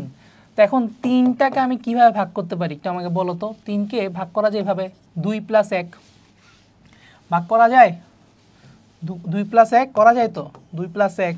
আবার 1কে আবার হাফ প্লাস হাফ লেখা যায়, তাহলে এভাবে ভাগ করতে পারবো? ভাই এভাবে ভাগ করলেন কেন? কাজ আছে, ভাগ করছে যে সুবিধা বাবা। বাই এদিক দিয়ে মনে রাখবা 2 মানে বাই, তাহলে এখান থেকে মনে রাখতে পারবা বাইসেপস ফিমোরিস। কত সোজা। আর এটা দিয়ে মনে রাখবা সেমি, হাফ মানে হাফ শব্দের অর্থ হচ্ছে সেমি, হাফ মানে হচ্ছে সেমি, সেমিফাইনাল সেমি, ঠিক আছে? Semi, semi membranosus, membranosus, semi tendinosus, ঠিক আছে? তাহলে biceps femoris, semi membranosus, semi tendinosus. আমি একটা কথা বলে রাখি, এগুলো এমসিকিউতে আসলে আসতে পারে, কিন্তু এগুলো আনইম্পর্টেন্ট, ঠিক আছে? এগুলো একটু আনইম্পর্টেন্ট, আমি তাও বলে দিই। এগুলো তোমরা পিনিকের জন্য পড়তে পারো, কিন্তু তেমন একটা আসে না পরীক্ষায়। বাট স্টিল কোনো বছর যদি আমার ভাইয়ার বোর্ডের মতো অনেক কঠিন প্রশ্ন হয়ে যায় এমসিকিউ, তখন তো মারা খাবা। এই জন্য পড়াই দিচ্ছে, তখন বললো না ভাইয়া পড়াই নাই। ভাইয়া পড়াই দিব না, পরীক্ষায় আসবে এমন কিচ্ছু থাকবে না ভাইয়া, পড়াই দিব, ভাইয়া পারলে বেশিই পড়াই দিব। আচ্ছা, তারপরে আসো, হাঁটু প্রসারণ করতে চাচ্ছি, তাহলে সেই ক্ষেত্রে আমার লাগবে হচ্ছে প্রসারণ পেশি।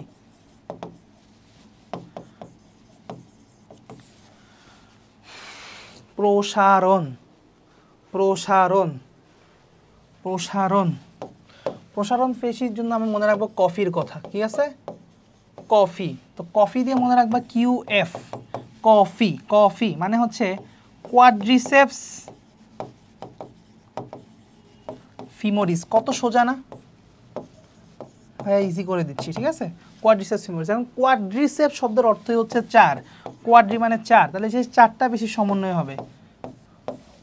দেখো QF হবে RF, জাস্ট এভাবে মনে রাখতে পারো PQR। কারণ কি প্রসারণে প্রি, কিউতে হচ্ছে কফি, আরে হচ্ছে RF, QF RF। আর এটা প্রসারণ পেশি, ঠিক আছে, এবার মনে রাখতে পারো PQR।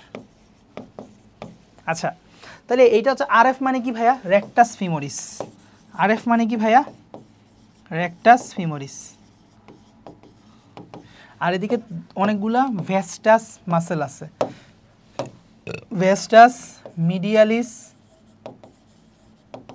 ভেস্টাস ল্যাটেরালিস, ভেস্টাস ইন্টারমিডিয়াস। ঠিক আছে, মাথায় রাখবো, তাতে আমাদের হয়ে যাবে। এই পেশিগুলো আমাদের প্রসারণ ঘটাচ্ছে। তো MCQতে আমি যেটা আসতে দেখছি, ঠিক আছে, হাইয়েস্ট সেটা হচ্ছে সবচেয়ে বেশি আমি আসতে দেখছি হচ্ছে বক্রীকরণ পেশি কোনটা কোনটা, জাস্ট এই নামগুলো, এই নাম দুইটা পারতে পারলেই অনেকটা হয়ে যায়। এরপরে হ্যামস্ট্রিং পেশি আবার কী দিয়ে গঠিত ওইটা মনে না রাখতে পারলেও কোনো মতে চলে, কিন্তু অ্যাটলিস্ট গ্যাস্ট্রোকনিমিয়াস এবং হ্যামস্ট্রিং যে সংকোচন ঘটে সেটা পারতে হবে। এরপর আরেকটা জিনিস পারতে হবে, প্রসারণ ঘটায় কোয়াড্রিসেপস ফিমোরিস, এটা জানতে হবে, এবং রেকটাস ফিমোরিস, এই দুটা নাম জানতে হবে। যে কোনো একটা অপশানে থাকলে দাগায় দিবা, হাঁটু প্রসারণ করে, ঠিক আছে।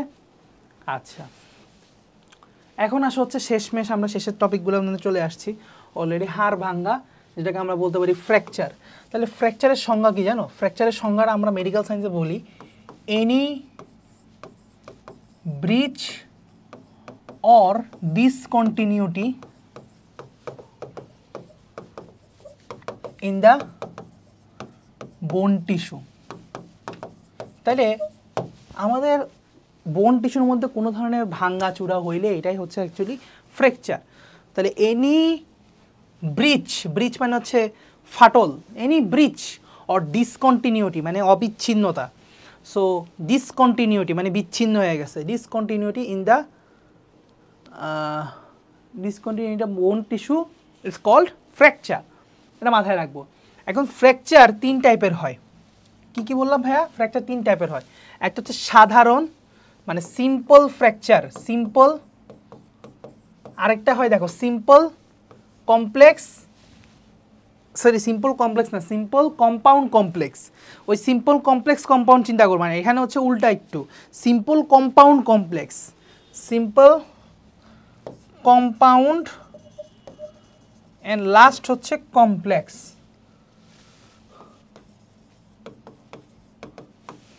ঠিক আছে, আসো সিম্পল ফ্র্যাকচারকে কেন বদ্ধ হাড় ভাঙ্গা বলে, বা এটাকে কেন ক্লোজড ফ্র্যাকচার বলা হয়?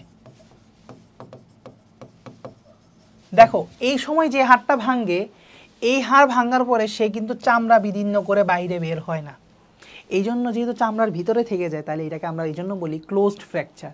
এই ধরনের হাড় ভাঙ্গাতে যেহেতু হাড় বাইরে বের হয়ে আসে না, তার কারণে তেমন একটা রক্তপাতও বেশি একটা হয় না, জেনে রাখো। তো যেহেতু চামড়ার বাইর করে বের হয় না, এই জন্য আমরা বলতেছি একদিকে ক্লোজ ফ্র্যাকচার। আবার এটার সুবিধা কি, রক্তপাত তেমন একটা হয় না, রক্তপাত হয় না, কারণ চামড়া ভেদ করে বের হয় না, তাহলে কিসের রক্তপাত হবে? ইন্টারনাল ব্লিডিং হতে পারে, কিন্তু এক্সটার্নাল কোনো ব্লিডিং হয় না। এরপরে এইটা যেহেতু একটু ভালো অস্থিভঙ্গতা, এটা 8 সপ্তাহের মধ্যে সেরে যাবে, তাহলে সংখ্যাটা মনে রাখবা। একে অনেক সময় গ্রিন স্টিক ফ্র্যাকচারও বলে, যদিও আসলে গ্রিন স্টিক ফ্র্যাকচার আসলে সিম্পল ফ্র্যাকচারের মধ্যে একটু ডিফারেন্স আছে। বাচ্চাদের ক্ষেত্রে গ্রিন স্টিক ফ্র্যাকচারটা বেশি হয়। তো তারপরেও তোমরা মনে রাখবা যে সিম্পল ফ্র্যাকচারের অপর নাম দিছে হচ্ছে তোমাদের বইয়ে গ্রিন স্টিক ফ্র্যাকচার, এটা আলিম স্যারের বইয়ে দেওয়া আছে, বাট এটা আসলে ট্রু না যদিও সব ক্ষেত্রে। আচ্ছা, জীবাণু দ্বারা সংক্রমণের সম্ভাবনা কম। কেন কম থাকে? কারণ সে চামড়া বিদীর্ণ করে বের হয় নাই। চামড়া বিদীর্ণ করে বের হইলে ইনফেকশন হওয়ার চান্স বেশি হতো, তাই না? ব্যাকটেরিয়া এগুলো ধরতে পারতো। এটাকে কেন উন্মুক্ত হাড় ভাঙ্গা বা ওপেন ফ্র্যাকচার বলে? একটু চিন্তা করো তো। কারণ এখানে হচ্ছে হাড়টা ভাঙার পরে হাড়টা ডিরেক্ট বের হয়ে যায় চামড়া ভেদ করে, যার কারণে তোমার জীবাণু সংক্রমণের সম্ভাবনা বেশি, রক্তপাতের সম্ভাবনা বেশি, সব কিছু। এবং এই ক্ষেত্রে আসলে অস্ত্রোপচার ছাড়া কোনো বিকল্প নাই। অর্থাৎ হাড় বাইর হয়ে চলে আসছে, তুমি চিন্তা করো, হাড় বের হয়ে চলে আসছে, অস্ত্রোপচার বা সার্জারি করা ছাড়া, অস্ত্রোপচার বাংলা ইংরেজি হচ্ছে সার্জারি, সার্জারি করা ছাড়া তুমি কিন্তু ঠিক করতে পারো না। কিন্তু এই ক্ষেত্রে তোমার সার্জারি লাগতেছে না, 8 সপ্তাহের মধ্যে এমনি সেরে যাবে। আচ্ছা, এখানে দেখো কোনো আঘাত ছাড়া, সবচেয়ে ইম্পর্টেন্ট জিনিস কি, এখানে কোনো মেকানিক্যাল ট্রমা থাকবে না ভাইয়া। এখানে কোনো মেকানিক্যাল ট্রমা অথবা ধরো কোনো অ্যাক্সিডেন্টের হিস্ট্রি দিবে না। আগের দুই ক্ষেত্রে পেশেন্ট এসে বলবে আমার অ্যাক্সিডেন্টের হিস্ট্রি আছে, আমি অ্যাক্সিডেন্ট করছি, এই করছি, বা ব্যথা পাইছি, একটা মেকানিক্যাল ট্রমা পাইছি, এটার একটা আমার কাছে কেস নিয়ে আসবে। কিন্তু এই কেসে এই ধরনের কোনো কিছু রিপোর্ট করবে না, এই কেসের কোনো কিছু রিপোর্ট করবে না, এটা ছাড়াই সে হচ্ছে অস্থি ভাঙা শুরু করবে। এইটাই হচ্ছে জঘন্য বা কমপ্লেক্স। যেমন অস্টিওপোরোসিসের ভিতরে ভিতরে হাড়ে অল্প অল্প ক্ষয় ধরা শুরু হয়। সো এরকম কিছু ডিজিজ আছে যেটার কারণে তোমার চাপা বা জটিল অস্থিভঙ্গ হবে। তাহলে জটিল বা চাপা অস্থিভঙ্গ, চাপা অস্থিভঙ্গ, যেটাকে আমরা বলছি কমপ্লেক্স ফ্র্যাকচার। ঠিক আছে, এই ক্ষেত্রে প্রাথমিক চিকিৎসা বলে কিছু নাই। এখন একটা জিনিস বলি, এটার ক্ষেত্রে কি সার্জারি লাগবে? না ভাই, এটা সার্জারি কি করবো ভাই, এটা তো কোনো অ্যাক্সিডেন্ট হয় না, বা বোন আসলে ভাঙি যায় না একদম এই জায়গা বরাবর, নির্দিষ্ট জায়গা বরাবর ভাঙে নাই। এই ক্ষেত্রে একটা কশেরুকার বহুত জায়গায় খোঁচা লাগে, এটাকে ডাক্তাররা সহজে বলে খোঁচা। মানে ধরো অনেক জায়গায় ভাঙে, ধরো এখানে একটু ভাঙছে, এখানে একটু, এখানে একটু, এখানে একটু, এখানে একটু, মানে কমপ্লিট ভেঙে চুরে যায় নাই। তো আমি এখানে কি সার্জারি করবো? সার্জারি করার কোনো ইস্যু নাই। তাহলে কমপ্লেক্স ফ্র্যাকচারের ক্ষেত্রে আমার সার্জারি কথা না, এখানে বলতে হবে যে এখানে প্রাথমিক চিকিৎসা বলতে কিছু নাই। তাহলে তিন ধরনের প্রশ্ন আসবে। একটা হচ্ছে কোন, আমি কয়েকটা প্রশ্ন করি, অ্যান্সার দিয়ে ট্রাই করবো। হ্যাঁ, কোন অস্থিভঙ্গে জীবাণু দ্বারা সংক্রমণের সম্ভাবনা বেশি? এটা এক, সম্ভাবনা কম। 2 নম্বর প্রশ্ন। 3 নম্বর প্রশ্ন, কোন তার ক্ষেত্রে অস্ত্রোপচার ছাড়া উপায় নাই, আর কোনটার ক্ষেত্রে প্রাথমিক চিকিৎসা বলে কিছু নাই। ঠিক আছে, এই অ্যান্সারগুলো দিতে পারলে, আর এটা হচ্ছে সাধারণ অস্থিভঙ্গ কয় সপ্তাহের মধ্যে সেরে যায়, এগুলো অ্যান্সার দিতে পারলে মনে করবা তোমার পড়া মোটামুটি হয়ে গেছে। আর দুটো অ্যান্সার করবা শেষমেশ, সেটা হচ্ছে যে অফেন ফ্র্যাকচার কোনটা আর ক্লোজ ফ্র্যাকচার কোনটা। ঠিক আছে, এই তিনটার মধ্যে তাইলেই হয়ে যাবে। এরপরে আসি ডিসলোকেশন। ডিসলোকেশন মানে কি, ধরো একটা জায়গায় এই হাড় একটা ছিল, এই আরেকটা জায়গায় একটা হাড় ছিল, এটা একটা জয়েন্ট তৈরি করছিল।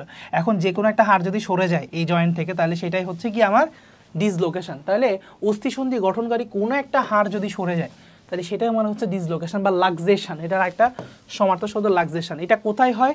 আঙ্গুল নিতম্ব কাঁধে হয়। তাহলে আমরা এটা সংক্ষেপে লিখতে পারি আনিকা।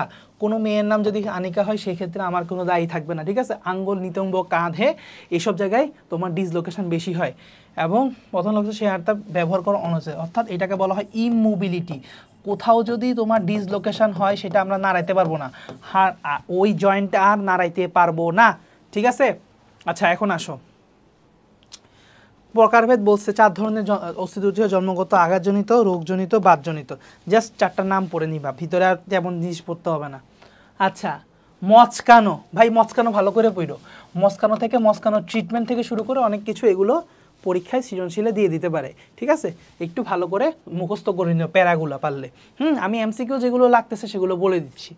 এখানে আসো, কি বলছে, অস্থিসন্ধিতে আঘাতের ফলে সন্ধিত, কি বললো, মেইন কথা হচ্ছে কি, মচকানো জিনিসটা কি? মচকানো জিনিসটা হচ্ছে লিগামেন্ট টিয়ার, লিগামেন্ট টুইস্ট অথবা লিগামেন্ট টিয়ার।